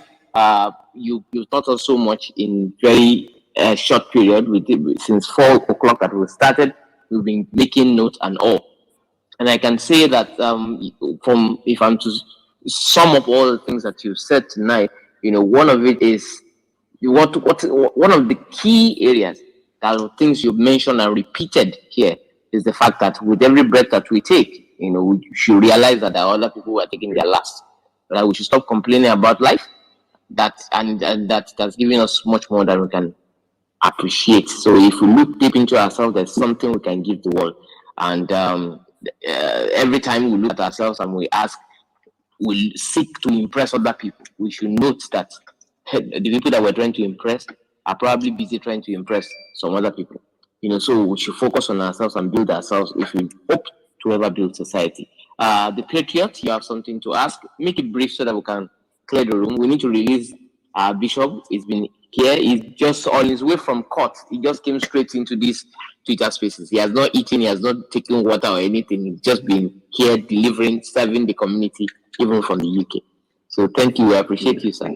So the Patriot, you have the floor. Thank you, distinguished. Pastor Dele, we really appreciate everything you've said. It's been awesome listening to you. Thank you for all you're doing and all you will be doing. Thank you, Uncle Sega, too. You've been an amazing person to the Nigerian society at large. My contribution will be really short. Hello, can you hear me? Yes, loud and clear. You can be. Yeah. Thank you very much. Yeah, what I just want to contribute is what Uncle Sega was talking about, the kid about wokeism, when wokeness beclouds people's judgment. We've seen this before. According to history, they will tell us due to exuberance of the likes of Ojukwu, Kaduna, and Uzegu, plunge us into some war in the past, meaning we need the elders, their cool-headedness and all. Plus, when we see how these things are, during the NSAS protest, we could see that the Gen Z ones, they allow the millennial people in between, because some have seen, the upper part of us have seen what military rule used to be and what your freedom is not guaranteed and all, where you should tread softly. Now, the real thing about all these things is we cannot remove the fact that the role government will take. We understand that family is bedrock of a functioning society. Every parent should do their bit to get this done. But aside moving from the house, the immediate community is a thing. I've been to Mushin, I have cousins in Mushin. Like, even I will just touch the political arrangement in Mushin, where Kako won election, not when he defected to Accord, and even without being in the normal party. But the fact is this, everybody needs a platform, but number one, it's not cheap. Number two, we're talking about sensitization and orientation. I've seen youth that they work for the politicians, but it doesn't, they understand nothing about what the manifesto is. But these politicians just know these guys are smart, defend indefensible, but the used to, they just want to live, they want to survive. I will just tweet about 50 times today and I get paid, though peanuts, because you end up having to be paid about 100K or something, depending on how you're close to the people in charge. And what I'm trying to say now is, number one, people are impoverished. They just want to eat. Some people just want to survive. Now, little skill, nothing like the platform to thrive. Now, it's not something individual can shoulder. It's not something, it's like creating the system. We've been here. When Pastor was saying 8 years, it feels like, I said it in my mind, Pastor, just multiply by 10. Because it's like we are in such a state where there is no, the tunnel is so dark that the light is not even showing. It's so bad like that. I believe in Nigeria will be great, but at some point in the past 7-8 years, it just feels like, is this new Nigeria coming when I'm alive? So, Pastor, I think you should give us hope. I think, and growing up, we got to know that the religious institution, I am a Muslim, I knew them, Sunday school, madrasa, you go there and you understand that morals are being taught. It's about you will be punished by something greater than you. Now we have a society that when you try to tell people about something, because sometimes everything can be explained with logic, reasoning, and all, obviously science, everything. But when you try to talk moral based on religious leaning, you will see some people, they will look you with that ridicule, like, should you come from this perspective? But the truth is, number one, the justice system is nothing to write home about. If I'm doing something and I just feel I can get away with it based on my affiliation with people, based on the people I know, there is no point doing things right. I can always do anything the way I want because I know people that will just make that phone call. Yeah, he's my guy, he's my son, he's my whatever, he's my cousin, he's my friend, and I will get out of the hook. The justice system, if it's fixed, I, for one, believe it will go a long way. Thank you for the platform. I really appreciate, and it's been really educative. Thank you very much. Thank you very much. Thank you, sir, for coming and for your contribution. I'm sure Pastor Dele is taking note of his influence and his impact on this. If you're yet to follow Pastor Dele or Pastor Abraham Great, please do so now, and also follow all the speakers that we have on the platform. They've patiently been waiting to take their turn. They've been very cautious, they've been decorous, and they deserve your follow, because this is the kind of society we want to raise and build. Society of leaders, people who understand the essence of decorum, in engaging leaders. We're still in the spirit of celebrating our women. Ella Asim, you have the floor. I called you earlier on, you were not available, so you have the floor. You can ask your question. Are you there? Ella is not there. Okay. I think I'm just trying to do justice because people are being. Yeah, Yes, I am here. Okay, Ella. Okay, we can hear you now. Okay, thank you. Good evening, everyone. Well, this is an interesting topic. I came in from work and joined where Pastor was talking about the church, the school, and the government. And that was from where my attention was drawn to the program. Well, thank you, Pastor Dele. You have done more than enough justice to the issue on ground. The topic is very captivating. Getting it right, Nigeria. Custodians of societal behavior. I remember vividly in our social studies then, back in school, or even as it is now, when they asked for the agents of socialization, and by extension, the end product of socialization is to teach, to educate the child. We have the family, we have the church, we have the social media as agents of socialization. I'm sure I'm not mistaken about that. When Pastor Dele said that the church, I don't know if I heard you right, but please, I stand to be corrected. When you said the role of the church is not to educate, is not to partake in education or to educate, but to preach. I think the process of preaching is also to teach. The moral decadence in the society these days, let me cut it down to Nigeria, it's scaring. It makes it look as if there is no future. And every agent of socialization, from the family, the school, the church, the social media, every agent of socialization is to be held responsible in one way or the other. We see in the society today, social media on today, everyone is just flaunting how they want to become rich. I love the question a man asked earlier on. He has two sons. One is schooling, the other one has dropped out, and the other one is asking him, why is he doing less okay than the one who has dropped out? Unfortunately, that is a living nightmare today.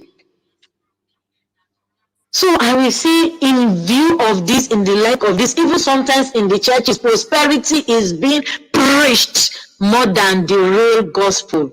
Prosperity is being preached. If I am a poor person and being listened to how prosperity is being preached in the church, I can be tempted to go extra mile, to go the G way. It looks as if when the parents, the society, the government, the church have all failed in raising morality to its standard, to an appreciable standard. So I wouldn't say the church should. Yes, you said that any good education is expensive. There was some very few times ago, or less than a year ago, there was a reigning saying on social media where, I'm sorry to mention the name, well, I have to be direct, where Pastor Yedoku was saying that his school is not for the poor. That is really degrading, that is really embarrassing, that is really intimidating. It is okay. We are all encouraged to cut our coat according to our size. But the Nigeria of today, imagine it. I love when you said that to take over a government is not a day job. I am with you on that, Pastor. Thank you for that insight. And I appreciate it more because you are a legal practitioner. So there is a whole lot of truth and legal backup in what you have said. I wish my fellow Nigerian youth in this platform today, let us begin to imagine ways of how we can form a group, of how we can come together and see what we can do too to offer our best to the redemption of the Nigeria of our dream. It's a whole lot of challenge ahead of us. That's pushing to the world. I understand your plight from where you are coming from. It's so unfortunate, and I so wish that one day the unnecessary calamities, the fights, the lawlessness in that part of Lagos State will one day be overthrown by good sense of judgment. Thank you, Pastor. Thank you, Sega. And thank you all of you Ella really Ghanaian or Nigerian? who have contributed. I am a bona fide Nigerian, proudly Nigerian. Thank you. Thank you for all of us who have contributed to this. I wish we can keep having this kind of platform so many people can get conscientized, so many people can understand that all hope is still not lost. Morality can still be restored. Sanity can still be restored. And our leadership system can still be redeemed, because right now it is a mess. May God come to our aid. May God help us. May God win for us by our own. May God support our efforts to win the Nigeria of our dream. Thank you for giving me the opportunity to talk, and God bless. Thank you very much, Ella. You've spoken like a mother. You've spoken like someone who has proper connection to society. You have the empathy is there, and your understanding and your balance is also there. You raised a few concerns about some things that you heard Bishop Oyedepo say and all. You see, a lot is lost in context, and the people who cut those messages in half so that you can hit just that part, they know what they are doing, so that it can be easily misconstrued and misinterpreted to the point where the man of God will be mischaracterized. There's a reason why he said what he said, but this is not the platform for that per se. And I will allow Dr. Pastor Dele to. I can't just call him pastor, because when we say somebody is a pastor in our Nigerian context, it is different. But when you see a man who is educated, who is exposed and all, he's a doctor as far as I'm concerned, because he has a university. It might not be virtual. Education is not what you learn in the four walls of the school, by the way. It is what you learn through life. You don't end education. Education is continuous. What we are having here is an education. It's a platform. That's why we're engaging the custodian of societal behavior. We learn a lot from our leaders, whether they be pastors, whether they be influencers. There are influencers here and musicians, anyway, that I love their music. I probably don't like their message, but their music, I can't resist it, because my children sing them, my wife hums them, and you can't escape it no matter how much you try.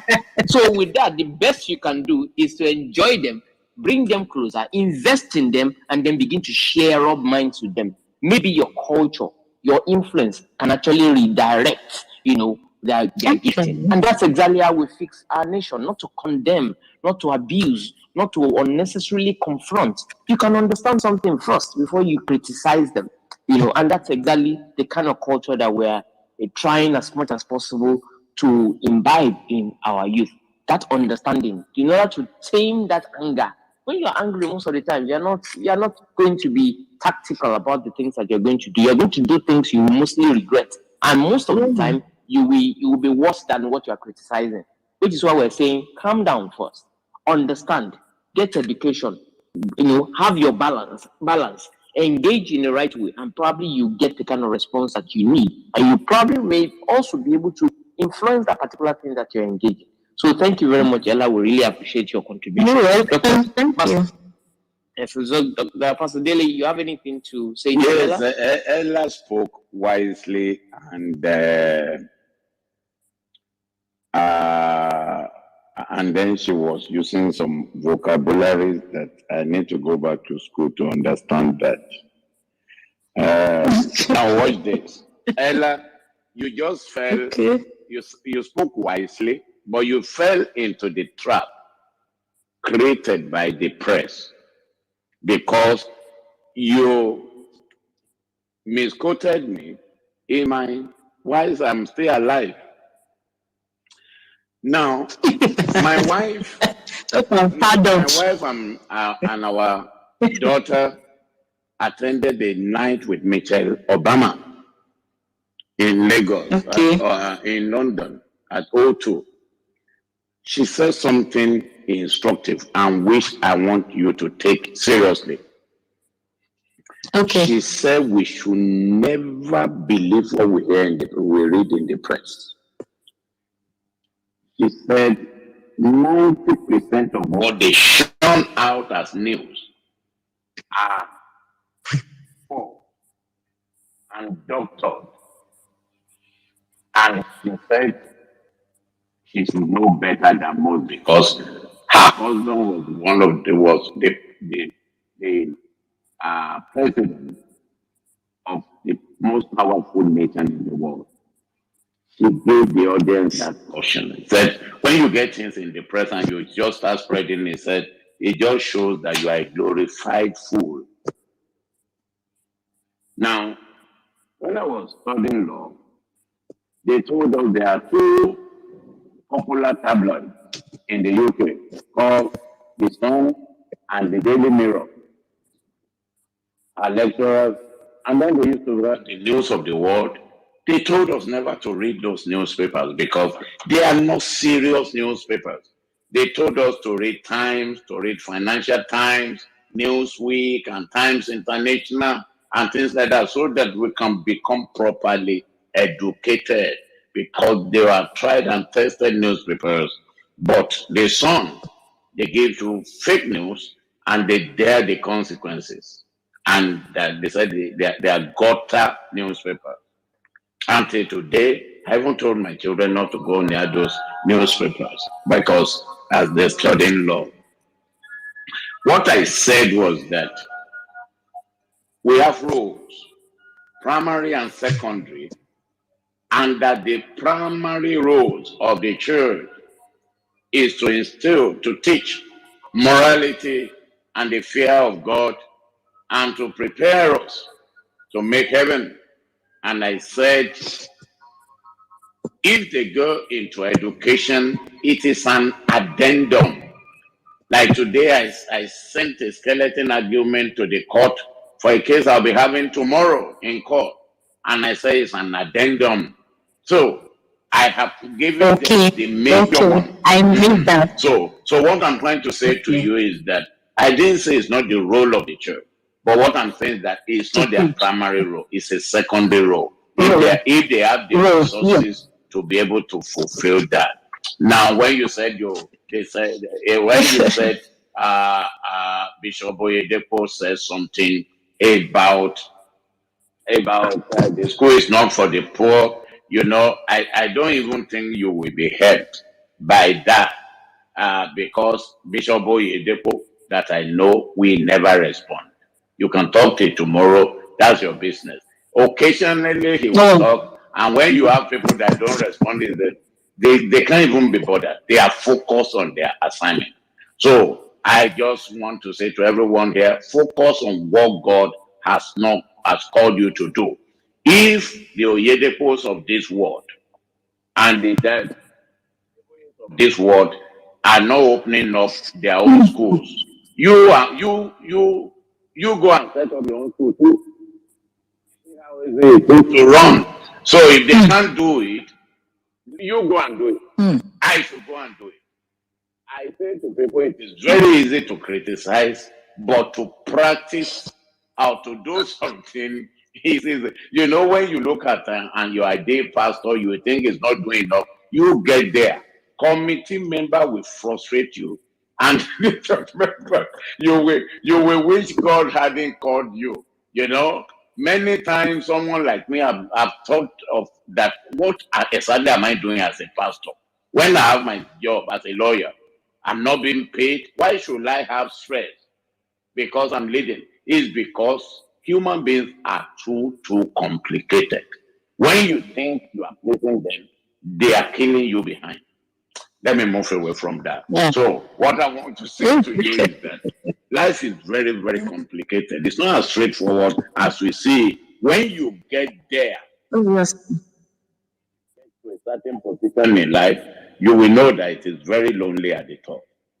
And that sometimes leaders, all of us are confused. We don't know what to do that is right because every action of us is criticized. We can only try our best. So what I'm trying to say is that you're on this platform and you think people are not doing right. Maybe that is why you are created. You also look at what little contribution you can make to make our society a better place.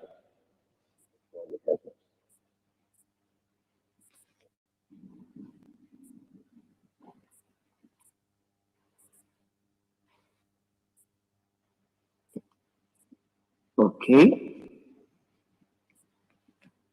Dr. Derek, are you still Yeah, there? yeah, I'm here. Are you okay? Done. Okay. So Yeah. thank you very much for that. And if you are yet to follow Dr. Dele Olawanle, please do so, and also follow my co-host, Pastor Abraham Great or Dr. Abraham Great, whichever one you prefer. And everybody, every speaker on the stage for their decorum and for waiting their turn to speak. A lot of them have been with us since 4 o'clock, and we must show appreciation for their contribution and also for their patience. Gerard, please make it quick. We're rounding up. We need to release Pastor before 8 o'clock. Gerard, Okay. you have the floor. Yes. Can you hear me? Yes, I can hear you, yes. Okay. Good evening, Pastor Dilly. Good evening, Sega, and everybody listening to this space. My name is Gerard Njenje. I'm calling from Abia State, Nigeria. Serving there at the moment. And then I think I've been following Sega for quite some time, and then I've not seen someone who is as dogged as him. And I would say Nigeria needs a more dogged personality these days. Now, for what Pastor said, I really appreciate a lot of his takes. He shows the wealth of knowledge he has, and it's not easy, to come up with take like this, regardless of the complexity of the country we find ourselves. And my lead take is that I'm a youth. I'm in my 20s actually. I just graduated not too long ago, and most persons in Nigeria, most youth, we feel, we expect change, and of course that's normal, but we feel as though change is an immediate, process, not knowing that it actually takes time. It takes time for change to come. So when Pastor says 8 years, perhaps that might even be the minimum, this thing might take. For something that is so huge, something that is so important, it doesn't just come all of a sudden. If you voted the leader for President Muhammadu Buhari in, all of a sudden, 2, 3 months, 5 years, 6 years, is not performing, and the youth just want a new person without understanding the complex nature of organizing, or rather, running a country as diverse. I think Nigeria is one of the most diverse countries in the world. So it really takes time, and the youth must actually focus their energy, capacity building as in capable hands that can steer the ship and not just be led by emotions. Emotions don't rule the country. You need wisdom, and then going forward, the youth also pour out.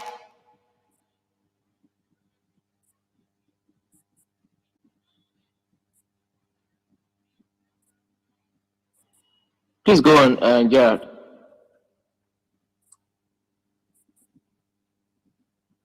Maybe Nepal taking the light.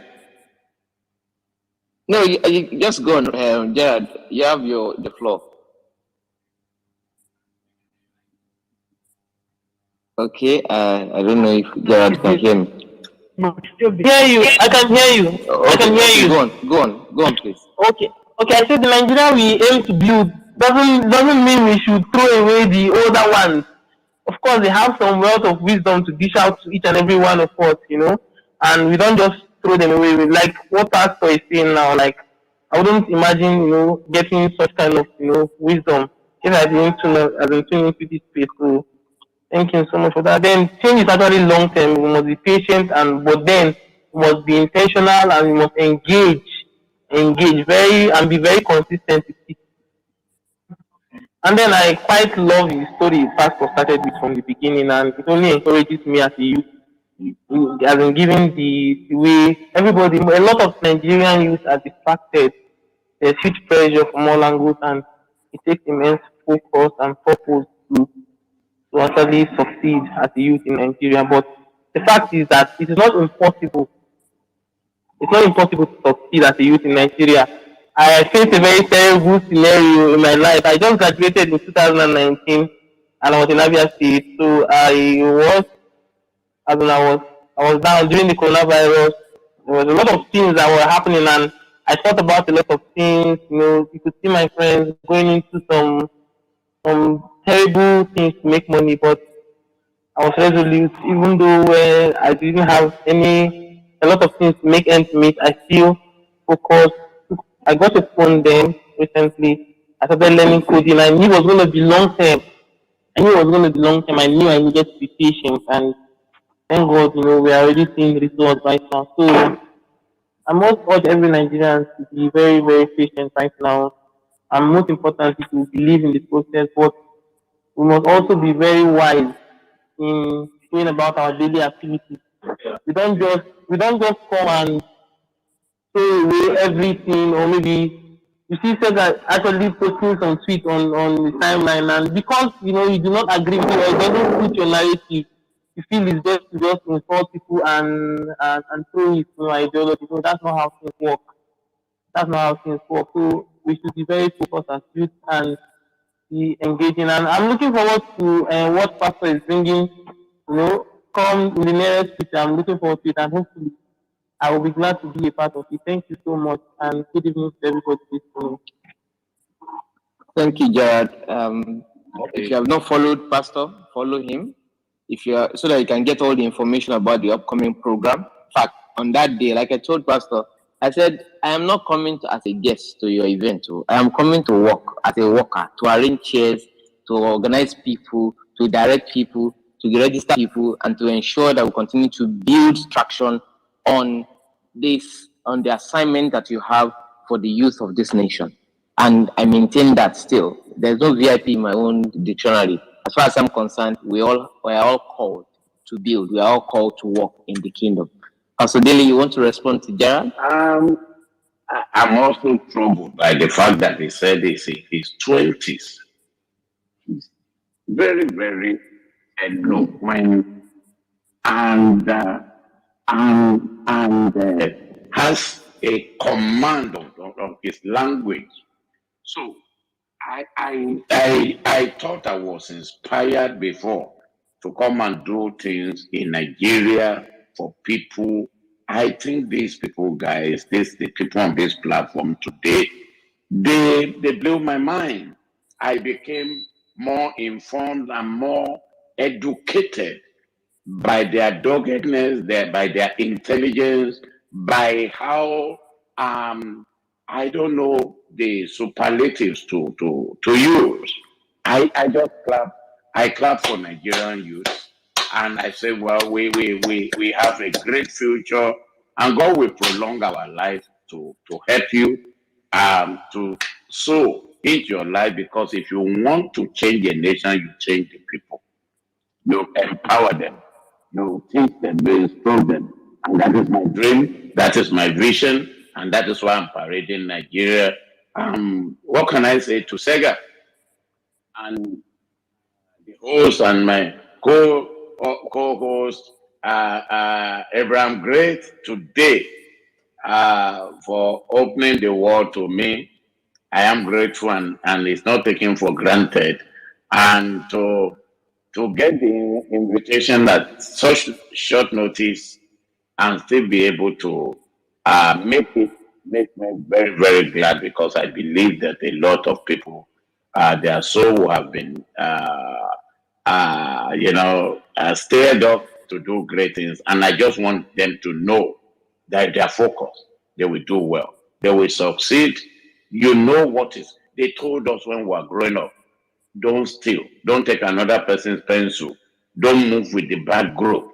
So I want you to understand that in this morally decayed society that we call Nigeria, you can stand upright, you can be integrous, you can be honest, you can be loyal, you can be direct, you can be straightforward. I look at Sega and what he's doing. This guy is coming and doing what he's doing, and presidents are coming to him to be interviewed, president in waiting, because we don't know our next president.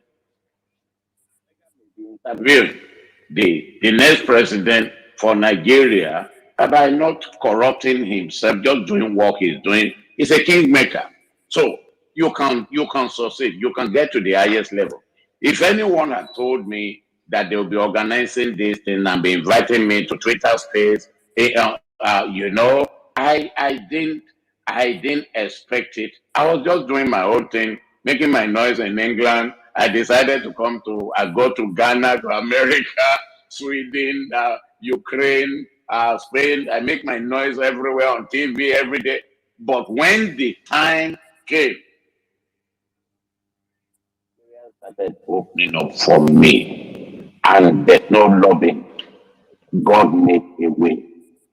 He will make a way for all of you. Your friends may seem to be ahead. If they are not doing it right, you just focus. Your time will come. Wait for your time. President Buhari waited for 30 years. I'm not commenting on what he was able to achieve, but I am commenting on the fact that eventually he got there.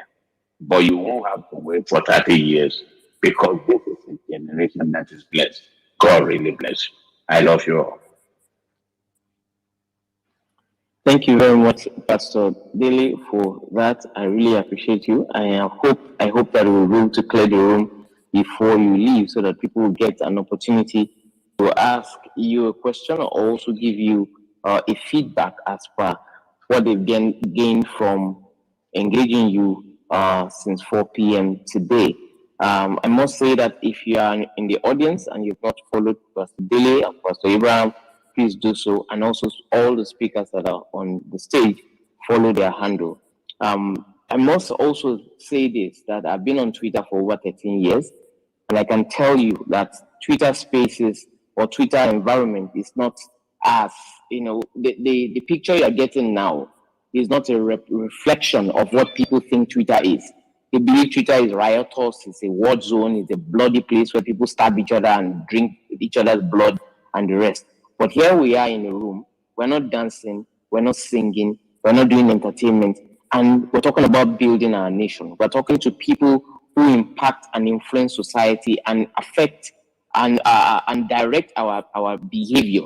And Nigerians are here, seated, right, taking notes, listening to people, asking questions, waiting their turns and all. So you can see how grossly misled the world has been, especially from the perspective of our leaders, about the Nigerian youth. We are not unruly. I say we because I still see myself as youth, even though I'm over 45. But at the same time, I am representational of that particular set of people. And I can guarantee you, sir, that everything you've heard about Nigerian youth is not as it has been pictured, as you have experienced yourself. Nigerian youth are grossly misunderstood. Nigerian youth are badly managed. They are ungoverned, and most of the things we complain about them are based on the things that we've inflicted on them. I'm talking about the leaders of Nigeria, and we're hoping to correct this, to give them an opportunity to engage people. We need to erase that class divide. We need everybody to be able to express themselves and have an opportunity to better themselves with the network of people that they're having. And that's one of the reasons why we're bringing great men like yourself, sir, who have influenced people like me, people like Pastor Abraham Great, and a lot of other people in the audience here, to come and speak to Nigerian youth, to come and engage them, to answer direct questions.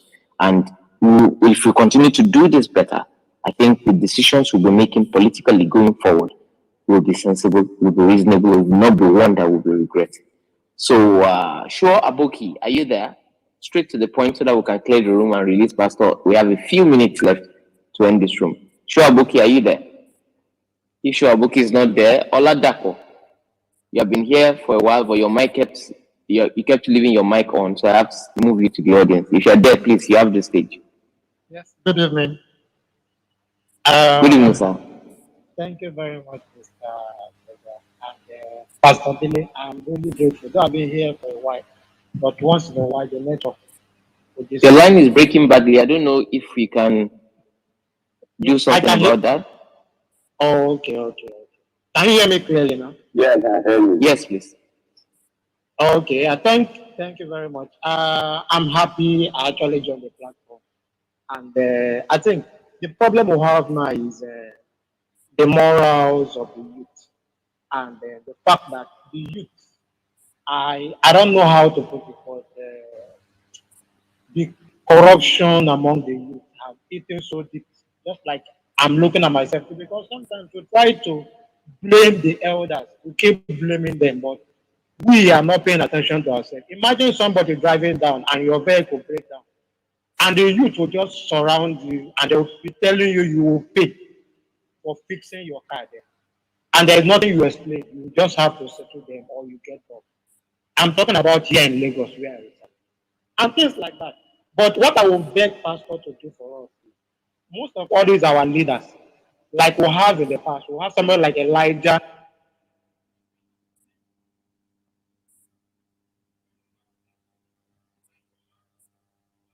John the Baptist, that will go and speak the truth, despite the threat to his life, speak the truth. Now, next year election is coming, and you see some of these leaders coming to the church for prayers and all that. And like Pastor Dele mentioned, these our leaders, they have opportunity to speak the truth of power, but they'll be using that for photo shoot and all that. So I don't know how Pastor Dele will help us to speak to some of these our church leaders, be able to speak the truth of power, like Elijah did in his time. And like somebody like John the Baptist did, even though his head was offered as a birthday gift and all that. So, and for the youth, like for myself, I'm trying to work on myself and the kids that I have to.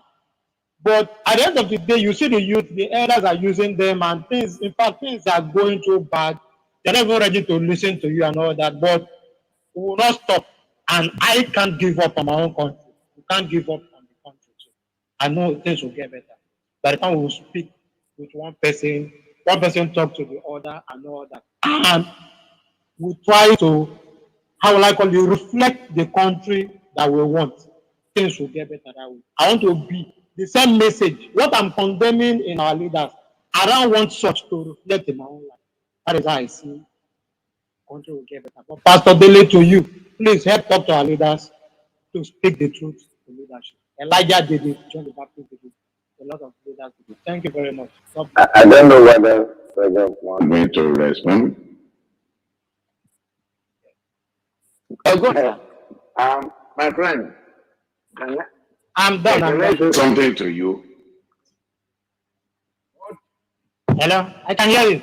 I want you to understand is that the leaders, they are worried about this platform that we are using.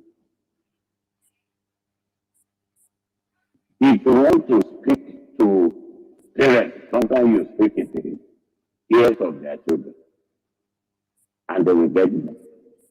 They are getting the message, but I want you to understand the wisdom of politicians and leaders. They are very wise. They are hearing what people are saying, and they are talking to themselves. Don't think they are not listening. They are. And through what is being done here, we will be gaining influence. They will talk to us. They will relate to us. They will have others. Believe me, I deal with a lot of powerful people, and you won't believe what I say to them. But what I'm trying to say to you is that the Nigerian society is a very complicated society, totally divided. You understand? It's a disabled society that we are trying to enable. And as a result of that, we are coming little by little by little. We are going to get there. I'm coming to Nigeria doing what I am doing, to help people, to raise people, to do this. We empower them, but we will also speak to them. But as I said to you, someone mentioned, I think it was Tosi or someone in the past, that look, if I'm doing something wrong and you want to change me, and I don't know your experience with raising children in this generation. If you want to raise them the way your parents raised you, you will lose them. They will rebel. I am telling you. And again, I should know, because I deal with a lot of youths in the United Kingdom. So, we have to be very wise and be strategic, and also Where we need to use the carrot, we use this carrot, and where we need to use the stick, we must use the stick wisely, so that we don't end up destroying what God has put in our hands. Like this platform that Sega is using, calling these presidential candidates, and they are coming to him. Believe me, it's a very strong influence. It's a very strong opportunity to be able to influence policies. In the United Kingdom, you will see that before they bring out any policies, there are pressure groups. The supermarket, Tesco, Asda, Morrison, Sainsbury's, if they want to bring out any policy, they consult them. They are powerful people, pressure groups. And that is what has to be built up, you understand, little by little by little. And if we want the youth to be in power, the youth also have to understand that there is a method. I used to be gra. I'll say what I want to say, and no, I don't care what people think. Can I say that? That is foolishness. Jesus was very wise. Just that they killed him. So what I'm trying to say to you, we are not afraid of death. Everybody will die. But also, we want to die before we are able to actualize what God has put in our hands. By wisdom, by goodness, we will get there. But we need a little bit of patience in building ourselves up. And God at times will help us. Thank you. Thank you very much, Pastor Dele, for that. And while you were talking, there was someone came in and probably left. Also, I was trying to invite him up to come and speak. Some few months back, he was just a youth. He used to sit beside me at the judicial panel of inquiry, as one of the representatives of the Nigerian youth and all. But over the next few months, he was nominated to be the king, Olu of Ikeja. So from youth to kings. So whatever it is that we're saying now, there's nobody with leader written on their head. We all have the spirit of leadership and the leadership spirit in us. We all have our skills. We all have our natural gifting from God. And we all have that capability to be responsible in our society. So today you might just be a youth who is just probably expressing his discontent online. Tomorrow you might be the king of your village. Tomorrow you might be the king of your community. Tomorrow you might be given a responsibility that God believes that you must have been through a lot of things to have enough responsibility, to take responsibility and take charge of certain things. God will not do for you what he has equipped you and wired you to do.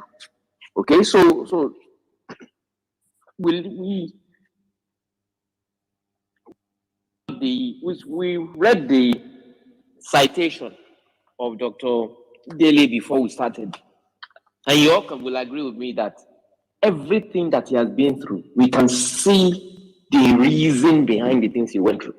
The reason why God brought him through all those things. Because of the problem God wants him to solve in that particular aspect. Even if you have not, you missed the citation, you have seen Slumdog Millionaire. You've seen that poor boy who was taken through a lot of things. He went through a lot of hell and hardship. But fortunately for him, the subject of the questions that they were asking him in that competition was basically about everything that he went through, every ordeal that he had been through. And he won that sum. So you never can tell what God is why God is taking you through bad governance, bad leadership. I hate to interrupt, please. And I apologize to everyone on this platform. No problem, sir. You see, don't use, I want to say with great respect, please, you young people or middle-aged men, don't use your pain of tomorrow to destroy a glorious future. When I had the immigration problem in the UK, my wife is British. My children are British. There was no reason why they should not have given me my status.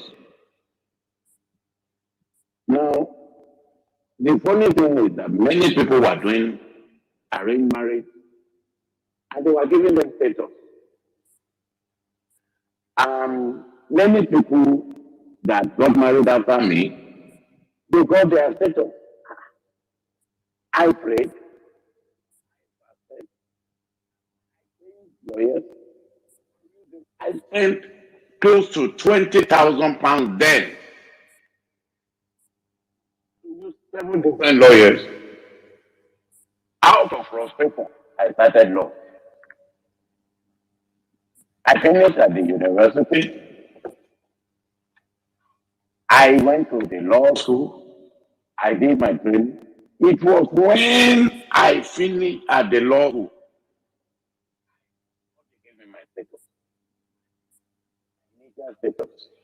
So God, so one day I prayed.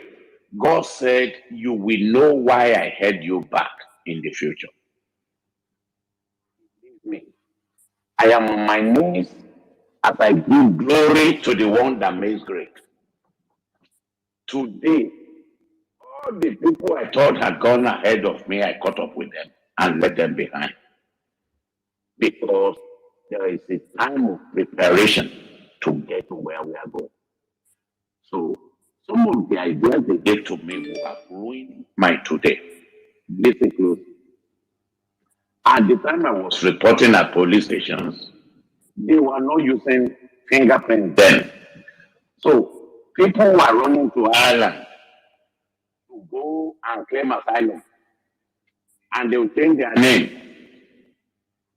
They will come back to the UK. If Dele or Lawanle had tried that, today I will not be able to do legal panorama that I've been doing for 8 years because my name will have changed and my date of birth will have changed and I don't know how my life. So I can stand boldly today and talk. I speak truth to power. In the UK, I attack immigration policies. I write to the prime ministers of the UK. If I had listened to these people that want to get their promised land tomorrow, I would have missed destiny. So I beg you by the mercies of God, whatever you are going through today, make sure your name is not destroyed because the future is waiting for you. Sorry to interrupt. No, thank you very much, sir. It's good for you to corroborate what is being said, so people know that we're not just theorizing, but we are definitely and basically touching on something that is real that they can actually relate to in somebody else's life. So thank you very much for that. We are just seeking to apologize if we are still keeping you, but trying as much as possible to clear the request and ensure everybody have their questions for you. Sure, Aboki, are you there? Yes, sir. Yeah, please quickly. Okay, go on. Yeah. Good evening, everybody, and thank you for this wonderful opportunity. When I came on here, I think I heard the pastor was saying about starting the youth that are maybe that want to be a leader, maybe in politics, they have to start in grassroots. They don't have a grassroots, maybe wherever. And for someone, I think I know some people that start from the grassroots, even learn from the elders and everything, but which we thought they're gonna be more more positive to the society since they are learning from the grassroots. I think I remember when I was really young, I could remember some of the people in power today, which they've been ruling. As a matter of fact, their father rules, and they came in, they rule too, and everything is still the same. Even everything is worse than before, because for me as a if you said people should be learning from the elders, especially the people in government today, you say, oh, you want to learn from them. I think as a young people, they're gonna what they really I think always think is that they are right, or they don't want to take advice from you, or they don't want you to speak, or they want to be fatherism, like when they maybe brought you up, you learn from them everything, you join their politics, they want you to be a return to the party, and whereby you are doing the right thing, they want to kick you out of the position because you are not doing what they told you to be doing. So in this aspect, what could a young person that have a positive mind that want to change the society, what should they do, or what could they do in order to be able to be more positive to the society and bring more, enlightenment to the people, and provide the social amenity that people need? Because right now, I think everything is so wrong. Because as a person before, I think I used to be more introvert. Like, I don't like to speak. I will just keep things to myself. So over the years, I was like, I'm killing other people. As a matter of fact, I'm killing myself not to be talking, not to be saying everything, just keep things to myself or something. So over I think 3 years ago, I started speaking with people, like having conversation. If we want to make things this way, uh, let's discuss about how things are going to be. And the other day, I think I was speaking with someone, and they were talking about how people are going into their bank and take money, and bank couldn't trace it. And that gave me a lot of concern, which made me even jump into the tech, you trying to build an application which they can use to be tracking wherever and trace money, or the bank can use that app to trace any money that people send, maybe from anybody account into whichever account that go, in order to be eradicate the maybe the scam that is going on right now. And I'm still in search in every these resources that I wanted to use, and every help that I'm still trying to that I need in order to be able to provide that to environment, so that I can help in my own part. Not I think that contribution. And what for someone that is trying to to be more enlightened in environment, society, community, what can I do in my own way? Maybe little by little. I don't want to be rushed or something. What can I do in order to be able to be more? I don't want to be maybe any political whatever, but I want to be more. I want to be a change. I want to be more positive, like be able to help the society to change all the narrative that they have about the youth. To that is what I want to. What can I do? Thank you, Shuabuki. Pastor Dele will answer it. Now, you see,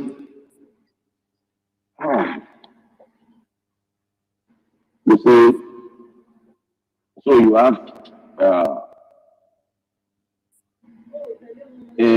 have vision for your community. Now, so again, like the motion guy, motion to the wall. Yes. By anything you want to solve,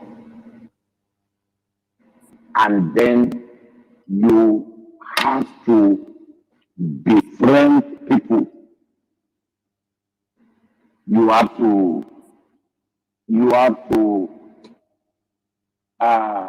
it's like you want to start a church. You can't just get up one day and say you want to start a church. You have to have a team. You have to start selling your ideas. That's number one. Also, you have to be receptive. Who to be receptive and love those who you talk to rebuff or what you want to do, because in most cases don't understand your vision. So what I'm going to say, I'm going to give you an assignment today. Go and learn the art of public speaking.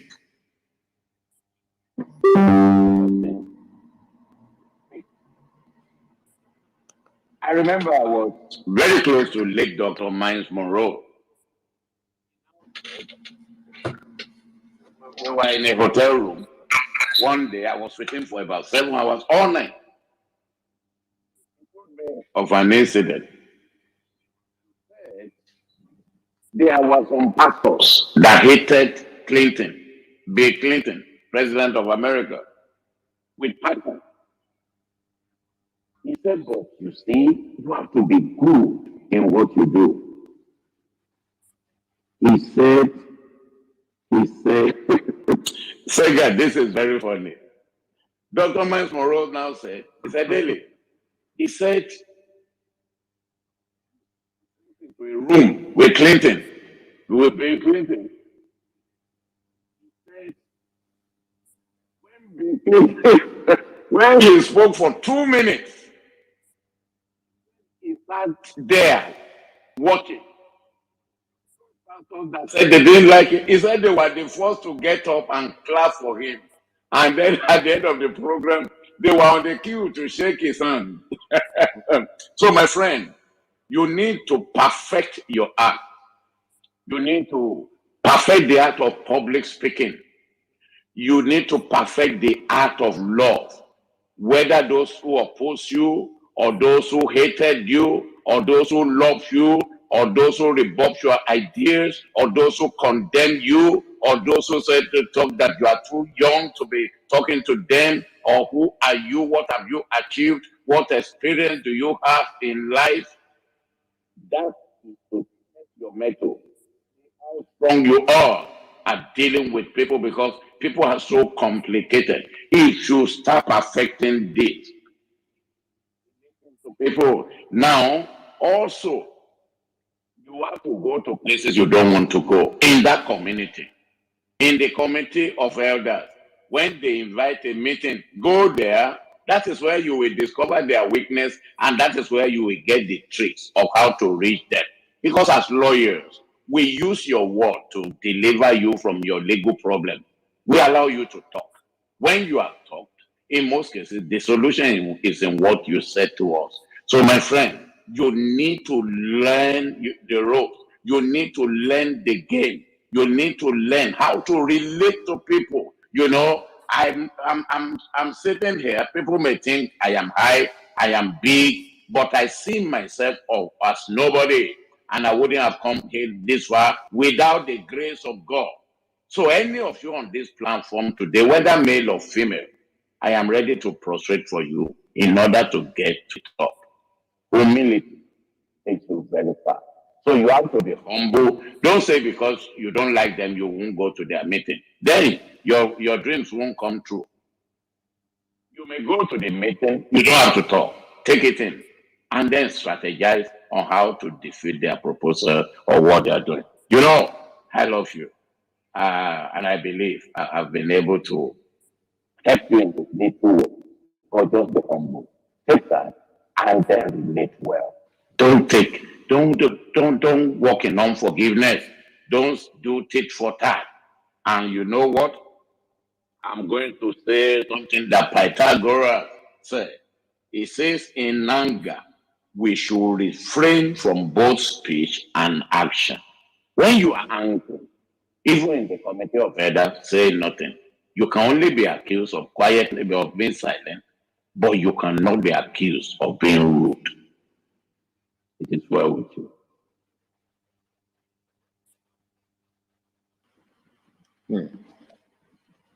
Thank you very much, sir. Thank you for your patience and for your understanding of things that are even unsaid. Dio, are you there? Yeah, I am. Thank you, distinguished Sega, and it's good to be able to jump on this today. Appreciate all that you do. At first, I thought you were a lawyer until I discovered you're a lawyer. So, appreciate all. I am Sega. I'm sure that you do to make Nigeria a better place. I also appreciate my brother, Dr. Ibrahim Great, and I'm happy to be on this space with Pastor Dele.